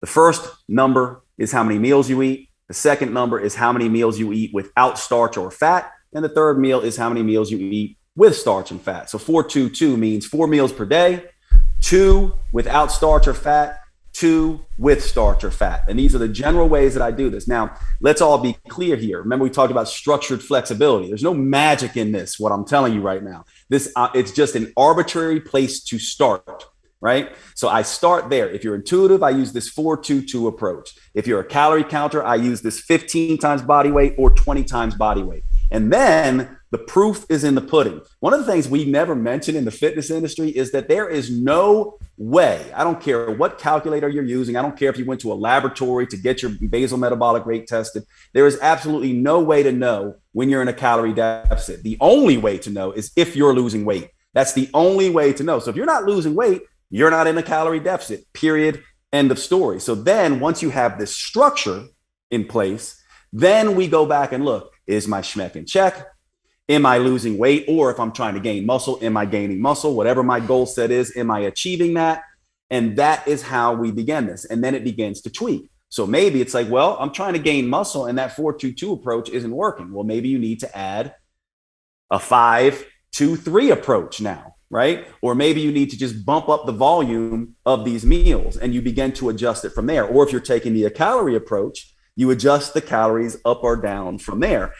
So this is a nuanced answer, but you can kind of see what you do is you just start with your structure.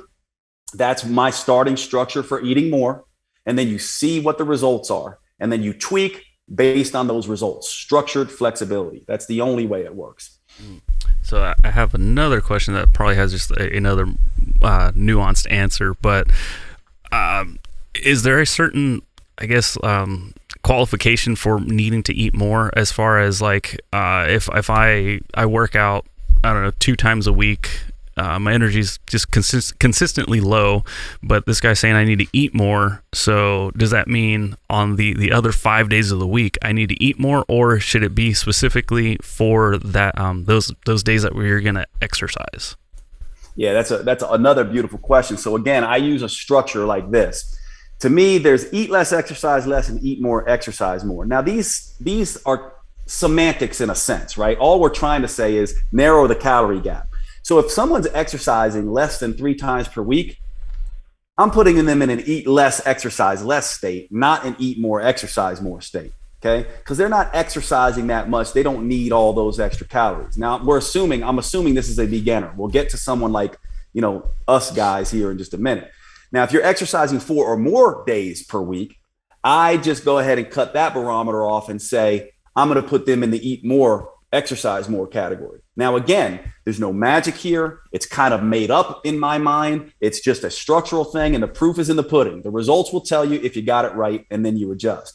Now, what happens is for guys like us who've been doing this for a long time, when you hear this, you immediately go, yeah, I've just intuitively done that pretty much my whole life. On days that I'm training hard, I eat more pretty much that day or within the 24 hours or in before and after that workout. And on times when I'm not, I naturally eat less. Some of us will even fast on days where we're not working out, right? And so we kind of do this intuitively. And so there's many different ways to do this. Way one is just what I described. Another way would be, you can spend 2 weeks and eat less, exercise less, 2 weeks and eat more, exercise more. And by the way, when you use these other toggles and then go back to eat less, exercise more, it works again.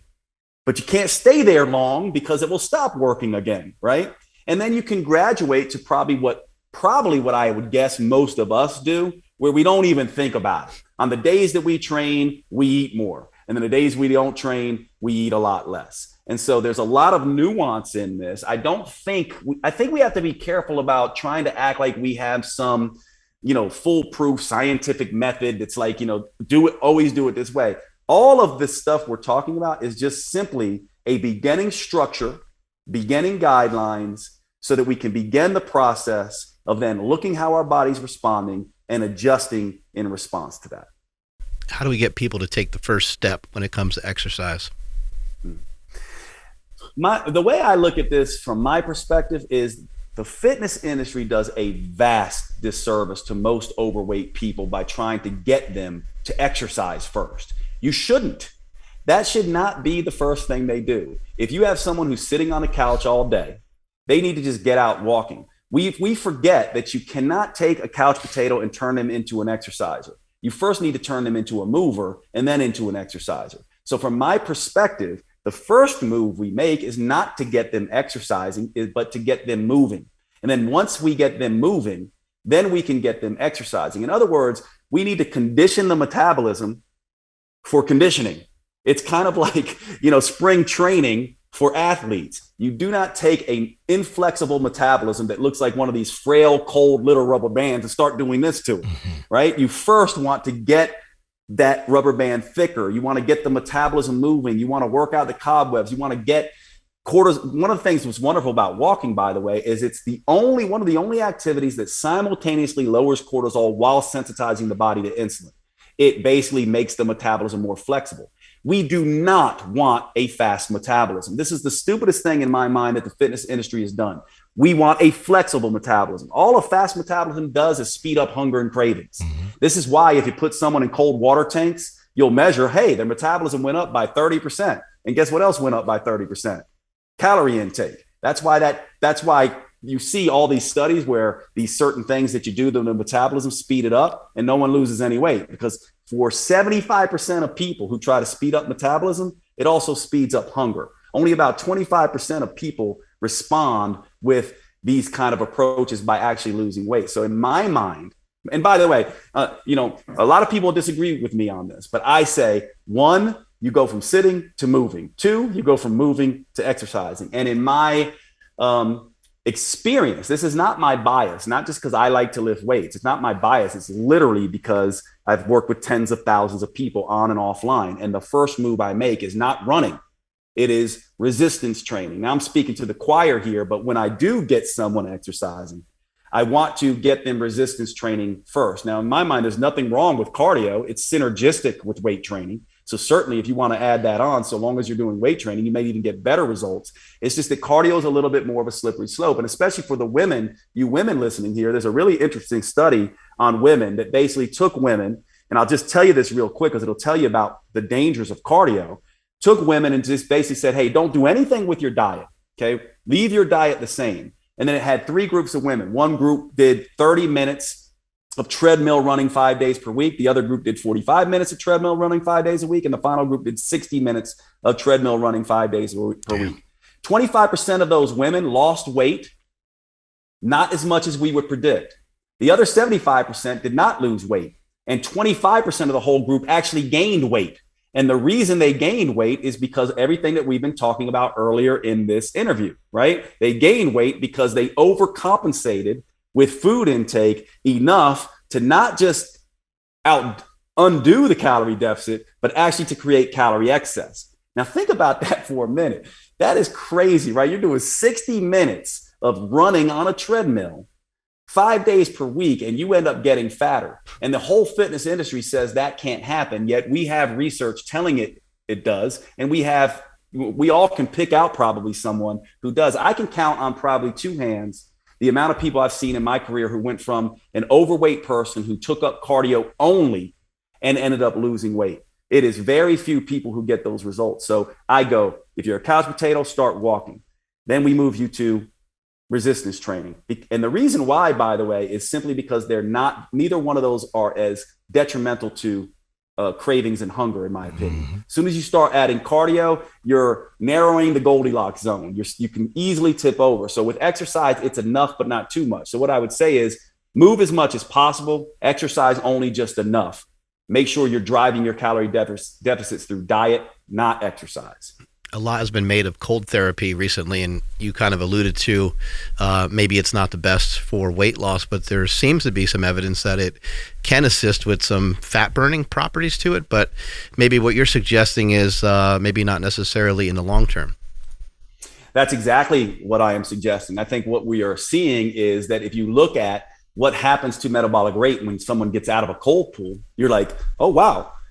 They're lipid oxidation. And remember, when we look at this research, right, we have to make a distinction between lipolysis, fat released from a fat cell, and lipid oxidation, fat being burned in a muscle cell. Those are 2 different things. And most of the fitness industry gets those wrong because you could easily release fat and then have it restored. Lipolysis and lipid oxidation are not the same things. And we need in this industry to start talking more about that. But just because we see lipolysis and or lipid oxidation go up briefly, acutely, after a cold bath does not mean that translates into long-term calorie deficits. And again, look what the metabolism does. It goes, oop, I just had a stress, right? And now what do I do if I'm stressed out a little bit? I want to overeat. And if there's someone who can't control hunger and cravings, then they're going to have this accidental calorie excess happen over the next several days. And that cold therapy does not show to have much in the way of weight loss benefits for the vast majority of people. Yes, we see a metabolic boost,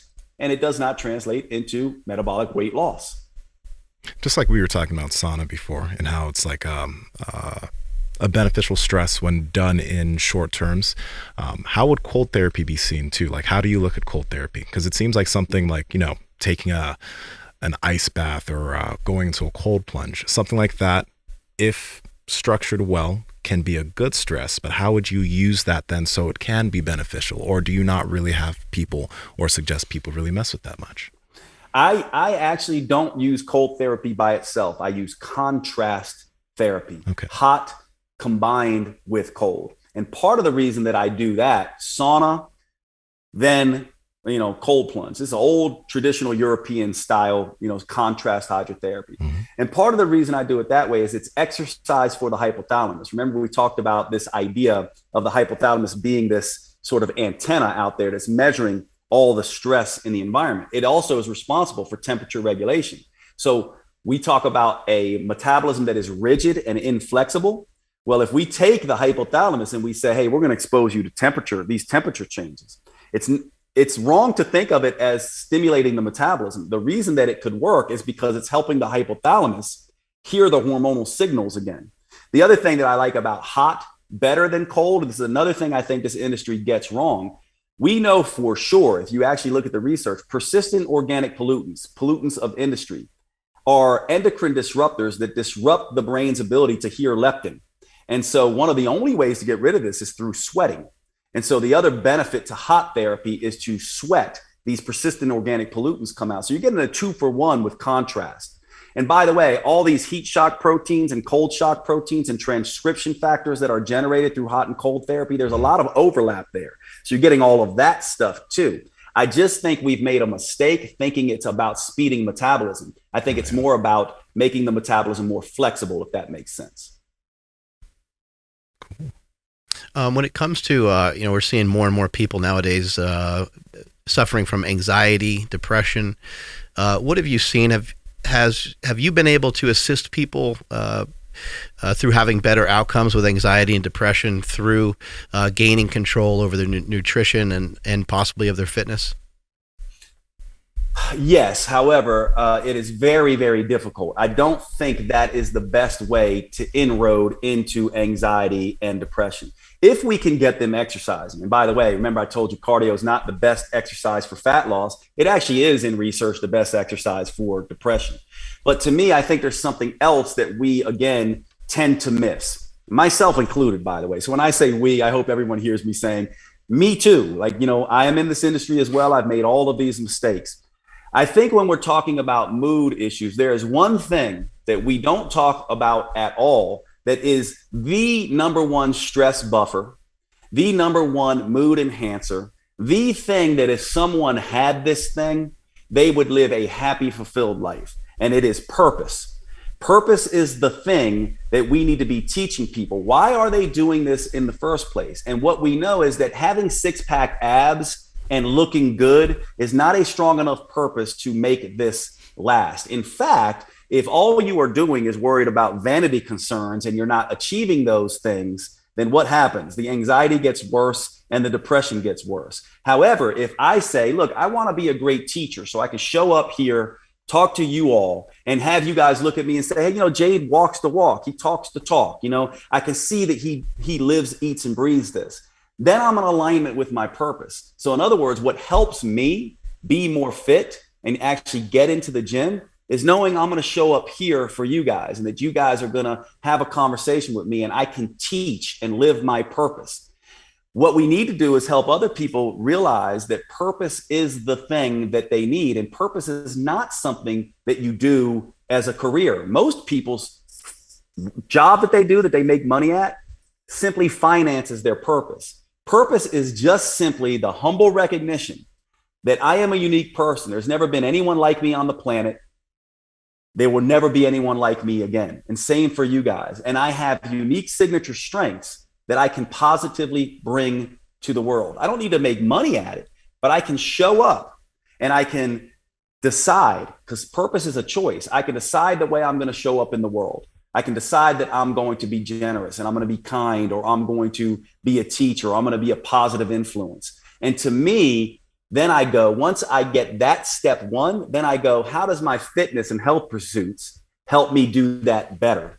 And all of a sudden, now I have a buffer against anxiety and depression, because now I feel like my life matters and I'm making a difference. And again, we don't cover this stuff, but this is really, to me, the true, barring the fringe cases where you really have a biochemical anxiety, depression that needs to be solved. For most people, that is not the case. For most people, they're missing purpose. And the gym does not give you purpose, but it can make your purpose more powerful. And so I think we come at this backwards. Like, you two are living your purpose right now. I love this. I am incredibly grateful that you are giving me this platform. You educate people every day. And I guarantee you that because you do that, and because you've had so much success with this, and you're giving of your time and helping people, you're more likely to get to the gym. You're more likely to want to look, function, and feel, because you know that's going to inspire other people. I think we should be giving that to our clients as well. Maybe they're not us and they're not teaching this, but they can impact other people in their unique way, and they're forgetting that. And I think it's crucial. You're right. This is this kind of stuff is pulling me rather than me trying to push myself.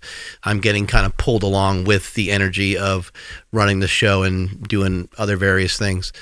How do people kind of find their purpose? Like, how do you help someone find it? Because a lot of people are lost. A lot of people are seeing other people's purpose, and they're thinking like, oh, maybe I should do that. Oh, look at this guy. They got a real cool car. I wonder what it'd be like to be them. We're very envious. We're always thinking of it'd be better to be like this person or be somebody else. And so how do you help somebody get kind of grounded into not having so much anxiety and so much worry and concern about how they're not somebody else? Yeah, it's a very simple formula with purpose. The first recognition is it's not found, it's chosen. And it's chosen out of a combination of our superpowers and our pain. And people want to always talk about their superpowers, but they never want to deal with their pain. If you want to know the most powerful purpose, I don't know about you guys. I'm a child of the 80s. Okay. I was born in 1973. When I was growing up, I would sit there and have my cereal, and I would have a carton of milk sitting there next to my cereal, and I'd be looking at it, and there'd be these kids missing on this carton of milk. And I remember looking at that. And later on in my life, I went back and said, how did that happen? This is before the age of the internet, right? Whoever did this had to go to the milk lobby, had to go to Congress, had to go to state legislatures to make all of this happen. Well, the story is, this is a mother who dropped her kid off to school. Kid went to school, came back, got off the school bus, got kidnapped, raped, murdered in the woods by her house. The worst thing that could ever happen to anybody in life. Now, she could have been degraded by that. She could have made that mean that, she would just be a shell of her former self. Instead, she chose to do something with that pain. And now, as a result of that, she saved thousands, perhaps tens of thousands of kids. So purpose is chosen out of your pain. If you want a shortcut to purpose, think about this. Think about the most painful moments in your life and the things you're struggling with right now, that in your silent times when no one's watching and the show's down and the lights are out and you're sitting there struggling, you find that pain, that same pain in another human, and you seek to heal it in them. And in a very roundabout, sort of serendipitous way, you actually end up healing your own pain as a result. But the first thing that you have to do is realize that purpose is chosen. It's unique to me, and it is a combination of my pain, which if I'm not looking at my pain, then I can't tap into purpose, and my superpowers. And you put those two together, because think about it. You two, right? You're incredibly unique. You have your own superpowers that are different than mine and different from each other. You also have your own pain that is different from mine and different than each other. Now add into your unique personality, your unique passions and skill sets, and you have a unique spiritual fingerprint that allows you to show up in the world and do something no one else can do. And it's not one thing, it's multiple things. And you choose it. And you choose it in different times. You can choose a different purpose when you're at Starbucks getting a coffee versus a purpose when you're around your family versus another purpose when you're at the gym, etc. So it's not found, it's chosen, and it comes from your pain and your superpowers. how did you learn this stuff? They don't teach us at doctor school, do they? Well, I'm a student of psychology, and so and I'm actually working on my PhD, and I'm one of these guys, probably like you two, that I'm always wanting to learn. So I'm reading and I study philosophy and I study psychology, and I'm going back to school actually to get my PhD in psychology. We'll see. I'm in the process of applying for that now, and we'll see if I can handle all the school because I'm studying all the time. But the idea here is the same way the stuff comes to you all, right? When we're in our purpose. The reason I know this is because my purpose is to teach, and good teachers I know have to learn. And I feel like my superpower is my ability to explain complex things in a simplified manner. And my pain also is I'm a guy with Hashimoto's thyroiditis, autoimmune condition. I've struggled with my weight. I've had my own metabolic issues. Plus, I've had some pretty upsetting things in my personal life. I had an affair. I got a divorce. I had all these things that really forced me to look at myself and go, Jade, who do you want to be in the world? You need to choose how you're going to show up. And that's how I now show up in the world. And, my tattoos, right? They're reminders of my purpose. They're my honor code, literally tattooed on my body. And some of them have to do with Stoicism. Others have to do with Taoism. But they basically keep me anchored to this. And so for me, it's really tapping into my pain and my superpowers and realizing that then guides me to learn the things that I am now teaching you, because I've either struggled with it myself or I've had enough people come to me with that same problem for me to want to solve it. Real quick question, because I know that you've probably read a lot of books. So in terms of just individual development, what are maybe 5 books that you think anyone in their 20s should read or should get in there? Yeah. To me, the number 1 book would be Man's Search for Meaning. It is by Viktor Frankl. It is a classic, and it's absolutely, in my mind, one of the best books. The other one would be Meditations by Marcus Aurelius. This is a book that, for those who have read it, it reads like a modern day self-development book. And it was written 2,000 years ago by a guy who never thought it was going to be published. So those 2 are the big ones. There's some other ones that I like that are more, more recent. I love Mark Manson's books. Everything is fucked. And, what's Atomic Habits. The other one? Yep. Atomic Habits is another great book, but books by Ryan Holiday, Jordan Peterson, 12 Rules, all these books that, and forget what your politics are there, just read the book. It has rules for living in there that everyone could benefit from. But I would say those would be my tops. Books by Mark Manson, Ryan Holiday, Robert Greene, and Marcus Aurelius, Viktor Frankl's Man's Search for Meaning. I'm a huge Brene Brown fan. That's another, and I actually think, she's very popular among women.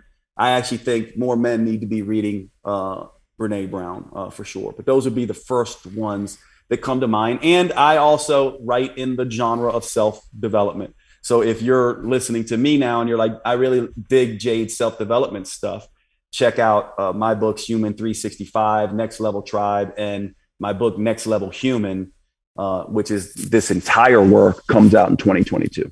Did your troubles in your previous marriage, did that maybe help you kind of pry open your mind to be more open to listening to a wide variety of things and not being dogmatic, or was it maybe something else? It happened prior to that, but a similar. I love this question because yes, I was your stereotypical ignorant, arrogant young male in my 20s, peacocking around, thinking I knew everything. Thinking I was the strongest guy in the gym, and slowly but surely you get hurt. You get people put you in your place. You see that doesn't work. Romantic disappointments, realizing what an asshole you were to friends. Just taking a good look at yourself and just being like, I don't really like who I am. And then deciding that you're going to be someone who makes a difference for others. I think ultimately what it comes down to is you can take a me first approach in life. It's all about me. I call that the base level mindset. It's all about me, chasing power and all that kind of stuff. You also could take a culture level approach, all about popularity, which you kind of mentioned, people who are chasing status and chasing, money and all that kind of stuff. or you can start to chase purpose. So I started out young, chasing power. I went through this thing where I was chasing popularity. And eventually I saw neither power nor popularity got me to fulfillment. Only purpose can do that. And once I realized that, I doubled down on being a good human and not just worrying about Jade and getting mine, but also showing up. And I know it's the same for you two. And the reason I know is because I'll tell everyone listening to this right now, because they probably don't know this. Doing the work that you're doing, the podcast like this, is not easy. It is not easy doing this. It is not easy showing up for this. It is hard work. This is a lot of time that they put into this. And if you were doing it, you don't know because you're not doing it, but there's probably something they're doing and you're doing in your life that no one knows how difficult it is. And no one does this kind of work without a deep purpose behind it. And that's why I can recognize it now and say, thank you for doing it, because it is powerful and it makes a difference. And I think that's what it's about. That's what life's about. Why else are we even having this conversation? If you're not here to help, then why the hell are you here, in my opinion? You must be a spiritual person, I'm imagining. I am. I wouldn't call myself a religious person, but I am a spiritual person in terms of I believe that each human, I'm a humanist, is the way to kind of look at me. I think that each human has inherent worth. And I think that we should do our utmost. And I am committed to every human having the ability to, I see humans as each individual purpose potentials. And I see the world as an ecosystem, not a hierarchy. You know, the lion is not the king of the jungle, because without the bees and without the beavers, he can't survive. And we do not live in a hierarchy as humans. We live in an ecosystem. And if we decide to be greedy and take everything for ourselves, then other people are the homelessness is going to rise. Crime is going to go up. And eventually we're going to destroy ourselves in the process. We humans need to be integrators in my mind. Yes, I need to take care of myself and have strong boundaries. I also need to look after you two. It's both. It's, yes, the airplane oxygen mask. You don't get on an airplane, put your oxygen mask on, then look around while everyone's passing out. You also don't try to run up and down the aisle to save everyone. You put your oxygen mask on first, and you save the people in your vicinity who you can save. And if everyone did that, what an amazing world we would live in. Has your Stoicism helped out a ton in the last 2 years? Have you kind of been like, shit, thank God I've been studying and researching some of this, otherwise I might have lost my mind? Yeah, man, I don't know about how you guys have handled this, man, but it is crazy times, isn't it? I mean, it's like, it really has, because, you know, it just reminds me, like Marcus Aurelius, you know, he has a quote that I love. He goes, you know, today you're going to encounter ignorance and evil and racism and sexism and all of these craziness out in the world. And you have to show up and be the change, right? And he was saying that way before Gandhi said it, way before Thoreau said it, way before Martin Luther King said it. But this is the way that I think we have to show up in the world. And so what has helped me in this process is every time I've gotten, because, you know, I'm not perfect. I get judgmental, same as everyone else. I can go base level, same as everyone else. But I ask myself, what would love do and what would courage do? And that recenters me back to, like, here's the way I want to show up. I do not want to live in a world where we're all at each other's throats. I don't want to live in a world where I have to hate someone just because they voted for a particular person. I want to stand up for everybody to have equal rights and to live out their purpose potential. And I think we win, you know, there's an old saying, right? You win more bees with honey rather than fire. And I want to be that to the best of my ability. And one final thing I'll say here about some of the craziness that we're seeing in the world. You do not, this is a Ben Hoffer quote. I don't know if you guys know him, but he was the Christian Catholic priest back in when Hitler was doing his thing. And he was one of the only people in the religious community that stood up to Hitler. He got killed for that. But one of the things he said was, the point of evil is not to hurt you. The point of evil is to make you do more evil. And so I love that quote, because I remember when all this stuff's going crazy and everyone's yelling and screaming at each other, I'm like, that's what evil would want. I need to show up and be the light as best as I can. And that's what I'm trying to do. And I'm failing at it a lot. You know, I'm not perfect at it. But the more I focus on that, the better it gets. And the more I can sit back and be like, I might not be perfect, but I am proud of myself. And then the first time in my life, I think what we all want, right? Wouldn't in our deathbed, wouldn't we want to like lay down? People think it's going to be like The Notebook, right? We're going to be holding someone's hand. A lot of us are going to die alone, right? And I just think about that. And I go, if I die alone and I'm the only person I'm going to die with, don't I want to be proud of him? Don't I want to be proud of how he showed up? And so I keep that in mind, with all these crazy times. I have one last question, because I know that people that have probably been listening to you have been curious about it. You're an extremely good communicator. You're extremely good at teaching. So I'm curious what, obviously you read a lot, etc. But for individuals who are trying to become better communicators and communicate whatever there is they're interested in, what are some things that helped you out? Because you're very clear in everything that we've been talking about. And like you said, you have that amazing skill of being able to take these complex systems and communicate them in ways that everybody listening can understand. Yeah, this one's hard, you guys, because I get a lot of, and thank you. I receive that because it's a really nice thing to come from people that I admire like yourself. But I tell you, a lot of people in the industry don't like the way that I oversimplify things because they want it to be, a particular way. But what I tend to do is I go like this. I go, I'm not trying to talk to you two. I know, right? I know you could have basically said what I said. What I'm trying to do is talk to people who don't know. And then I go, if you don't know, then I'm going to have to use a certain amount of language that maybe people who do know don't like. So I'm going to have to sacrifice popularity for people in my field to do my purpose. And so I will use terms like metabolic damage or estrogen dominance or some things that maybe people in the field don't love. And I just have the courage to be disliked because my purpose is more important than my popularity within the field.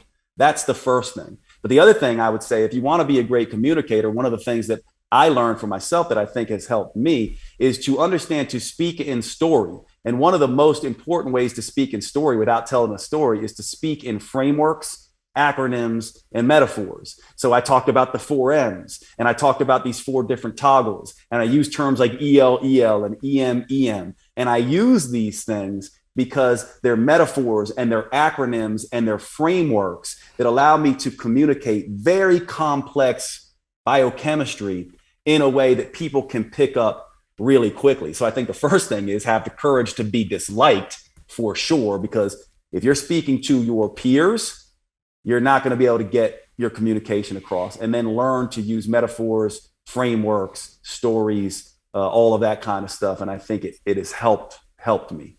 Have you ever been a teacher before? I haven't, but one of the strangest things, it's funny to wake up one day and, I was a dumb jock coming up and all of a sudden I wake up one day and I'm like, wow, my purpose is teacher. Didn't see that coming. Never saw that coming in a million years, but now it is because now I choose teacher. So I could have chose healer, right?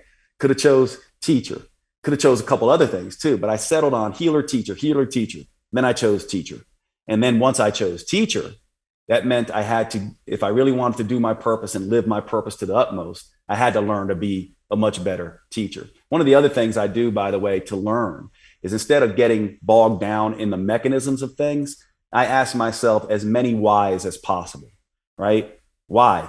How does that work? Why? How does that work? Why? And eventually you get to a point where you can't answer any questions anymore. But then if you do that, you start realizing like something like insulin resistance, right?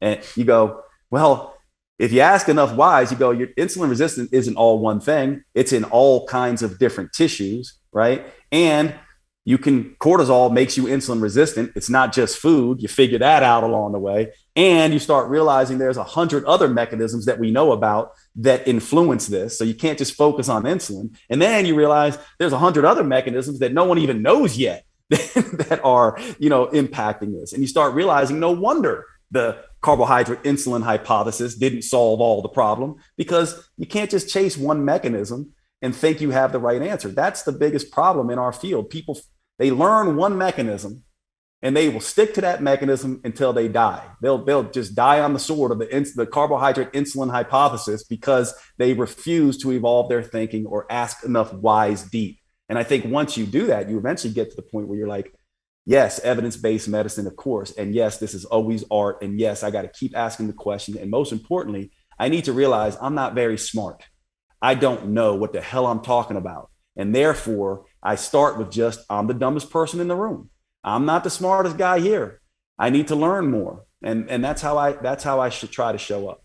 Today, I appreciate the two of you. I know you both are brilliant. I really appreciate you, right? There's a lot to let me have a platform to educate. You could be doing it too, but I also want to learn from as many people as possible. I don't think I'm the smartest person. I don't know it all, and I'm making a lot of mistakes, but I think the recognition of that might be my superpower.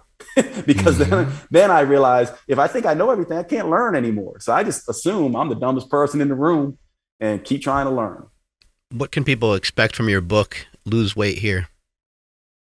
Oof, that book is, well, I'll tell you guys, I kind of give you the backstory. I'm disappointed in that book, not because of what's in that book. I'm disappointed along the trajectory of my purpose. Guess what we do? We oftentimes get caught in the culture level trap.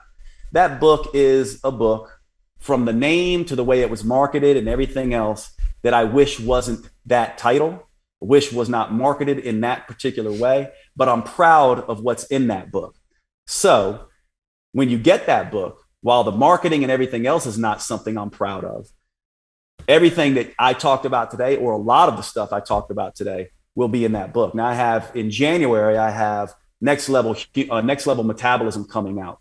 And this book speaks to my purpose, because you know what I did? I told my agent, I'm not publishing another book with you. I'm not going to go to a major publisher anymore.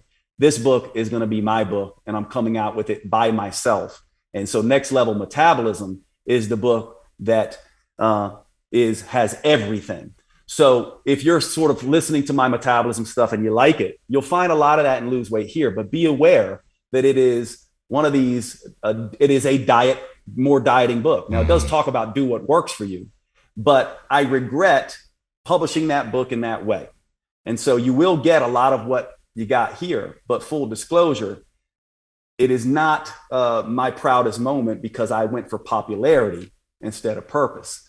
And that's why Next Level Metabolism is going to be the book that would be the Jade Teta of today and the knowledge that I have today, if that makes sense. Those kinds of things are very difficult, because you go to somebody and somebody's a publisher of books, and you communicate with them the information that you have and the style of book that you want to write. And then their job is they're like, oh, let's figure out how to make this book, sell a lot of books. And so that's where their mind goes to. And you being yourself, you just like I would do the same thing.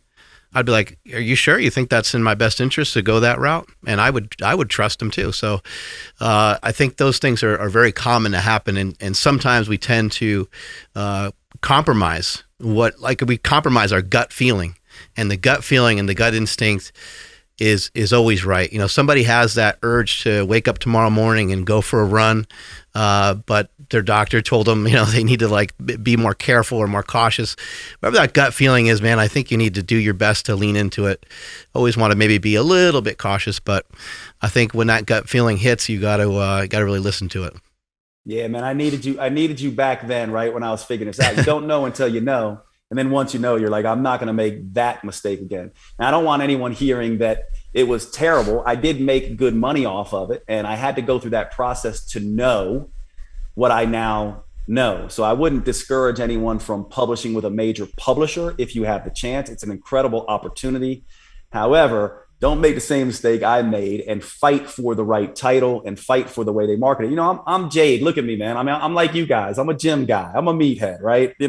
They marketed me like I was, someone completely different, and I let them, but I had to learn that. And so I'm proud of the work that I've done, but I'm also proud that I have evolved and figured some of this out. And so, yeah, it's all, life it's all learning. I'm just learning, just trying to learn. Where can people find you and find out more information about you? Well, it's interesting, right? We're all hanging out on social media now. I do spend quite a bit of time on Instagram mainly. So I'm at Jade Teta on Instagram. I have a website, jadeteta.com. I have a podcast that now I started doing it as kind of a side project, and it's growing so fast. Like you guys now, I'm kind of like, that's why I know how much work this is. So now I'm like, okay, my podcast is called the Next Level Human Podcast. It does a little bit of metabolism stuff and a little bit of the self-development stuff. So, I'm one of these guys that straddles physical development, personal development, physical development, personal development. So those would be the areas, jadeteta.com, at Jade Teta on social media, and then my podcast, Next Level Human. Awesome, man. Great having you on the show. Thank you for your time. Yeah, thank you. Guys, man, I so appreciate you both so much. Thank you for the work that you do. In all sincerity, I feel really grateful to be here. Great. Thanks. Have a great day. See ya. Thank you. Damn, that was good. Yeah, that was really good. He should have apologized at some point for killing the podcast, right? For just He killed it. he killed it. He smashed it. He like when Eminem was on Jay-Z's album and totally killed him. Just dismantled. I use that word again. Just totally crushed him on his own shit. That's what he just did. That was really good. There was a lot of really good stuff in there, and the fact that we went down the route of talking about like Stoicism and stuff was really cool. And his, when he was talking about the way he communicates, because anyone who's listened this far can tell like how good his communication skills are in terms of what he's putting forward. But the acronyms that he utilizes, eat more, exercise more, eat less, exercise less, like the explanations, it was very intuitive. Like it makes a lot of sense when you think about it, but the way he puts it forward is so everybody can understand. And I can totally get behind one thing that he mentions, like a lot of people, when they're explaining things, they like to use a lot of big jargon. It sounds complex. It makes it harder than it needs to be. But if you can just take these things and explain it in an easy way that anyone can do and apply right there, that's the important thing. It's not being respected by your peers in the field. Right. It's people understanding what the fuck you're trying to say and applying it, having success with it. That's what matters. Yeah, I think sometimes when you have a message like that, you sometimes feel like, I think this is too boring to just talk about this, particular thing that's so simple. I recognize that like talking about walking is like not, people don't really fucking care. And there are people that might watch, me post something and they might then start to walk from it, but they're not going to it's not engaging. It's not something that like if I posted myself making a peanut butter and jelly sandwich, it would have way better engagement. People would say, fuck yeah, I love peanut butter and jelly. Or someone would say, I like almond and jelly, or what kind of jam do you like? It would just get a crazy response just because it's something easy and playful for people to get into. But when you post something about something that's simple, that can be effective, hey, eat more protein, like you're just not going to get the same kind of engagement. It's not as exciting. What flavor jelly or jam? I like grape. Peanut butter. Yeah, I like grape. Yeah, me too. Butter? Grape. Grape fucking killed. Dude, that's so good. Peanut butter, I would say I kind of like crunchy peanut butter. Just the old school regular peanut butters are always amazing. I go cream. I like natty peanut butter though too. Natty peanut butter? Is there oily? Difference? Oh, you mean just the oily oil on the top? Too much work. Yeah, that's too much to me. They're hard. Yeah, you got to freaking smash them up. Yeah, I'd rather have the fake natty from like Jif or whatever. It says it's natural, but you open it up, it looks the exact same. So I don't care. I'll go with that one. Yeah, this is a great podcast, though. Amazing. Even I'm going to go back and listen to some of this stuff. And like I said, guys, his podcast and his YouTube channel, a lot of really good information on it. So go check out his YouTube channel because he posts all his pods there. There's a lot of good stuff. The philosophy stuff, I think, is huge. Being able to have a skill set to help you manage your stress is going to be the one thing that's going to allow you to make better decisions that are actually truly in your best interest, rather than you just always wanting to go towards the instant gratification. You can maybe think about, hey, this doesn't really fit with my long-term goals, but only a healthy mind, only a healthy person can really think that way. And sometimes our mind is too clouded with worrying about this thing or that thing that we're overly stressed, and we're just like, fuck it, I'm just gonna roll through McDonald's or whatever the case may be. Yeah, I never heard anybody talk about having a formula to find your purpose. That was so good. I loved that so much. That was so sick. Yeah, he was amazing with that. But I think these are the questions that aren't being asked when somebody says, hey, you probably don't really need to ask the question when somebody's talking about going from 15% body fat and wanting to go more down towards 12% or 10%. You probably don't really need to have this kind of conversation with somebody who is looking to do that. But somebody that has struggled their whole life with their diet and they're 50, 60 pounds overweight, a lot of times it would be useful to kind of start there. Yeah. Like, how's your home life like? I mean, you got to kind of jump into the into personal stuff, because that's going to be the thing that's going to ultimately be able to assist that person to continually make the right decisions. And a lot of times when you do ask that question, that person has been like dying to get that information out there, and then they tell you about how they were abused when they were a kid or something, and you're like, holy shit, okay, now it makes sense that you have this this eating disorder and that you're 60 pounds overweight. Let's take us on out of here, Andrew. Sure. Oh, we mentioned a lot about blood work. You might as well tell them how to get hooked up with Marek. Oh, Heck yes. yeah. That's over at marekhealth.com. That's MAREK health.com. And, they have everything you're going to ever need. If you guys don't know where to start, you can start with the Power Project panel. That's at marekhealth.com/Power Project, and use promo code Power Project to save $101 off of that. But you can also hit them up for some TRT, HRT. You can chat with them if you're not sure. Again, if you're not sure where to start, and when times come to pay for whatever labs that you're going to get. My microphone's sounding weird right now. It's bothering me. It's sounding weird. Sorry. When it comes time to pay for your labs, enter promo code PowerProject15 to save 15% off all of your labs. Links to them down in the description, as well as the podcast show notes, along with the Power Project panel. You guys will find links to them down below. And thank you, everybody, for checking out today's episode. Really appreciate it. If you guys did like it, make sure you guys hit that like button, subscribe if you are not subscribed already. And let us know down in the comments what you guys thought about any aspect of today's episode. You guys can check for the chapters in the either in the description or just kind of along the little progress bar in the YouTube video. And follow the podcast at Mark Bowles Power Project on Instagram, at MB Power Project on TikTok and Twitter. My Instagram and Twitter is at I am Andrew Z, at the Andrew Z on TikTok, and Nsima, where you be. At Nsima Inyang on Instagram and YouTube. At Nsima Inyang on TikTok and Twitter. Mark. Andrew, thank you so much for setting all this up, man. This looks amazing. It's great to be in this new studio. I had fun. It was all good, and I'm really just happy with how it came out, and just Power Project Studio 2.0. We're on our way, man. Fucking fantastic. Strength is never weakness. Weakness never strength. Catch you guys later.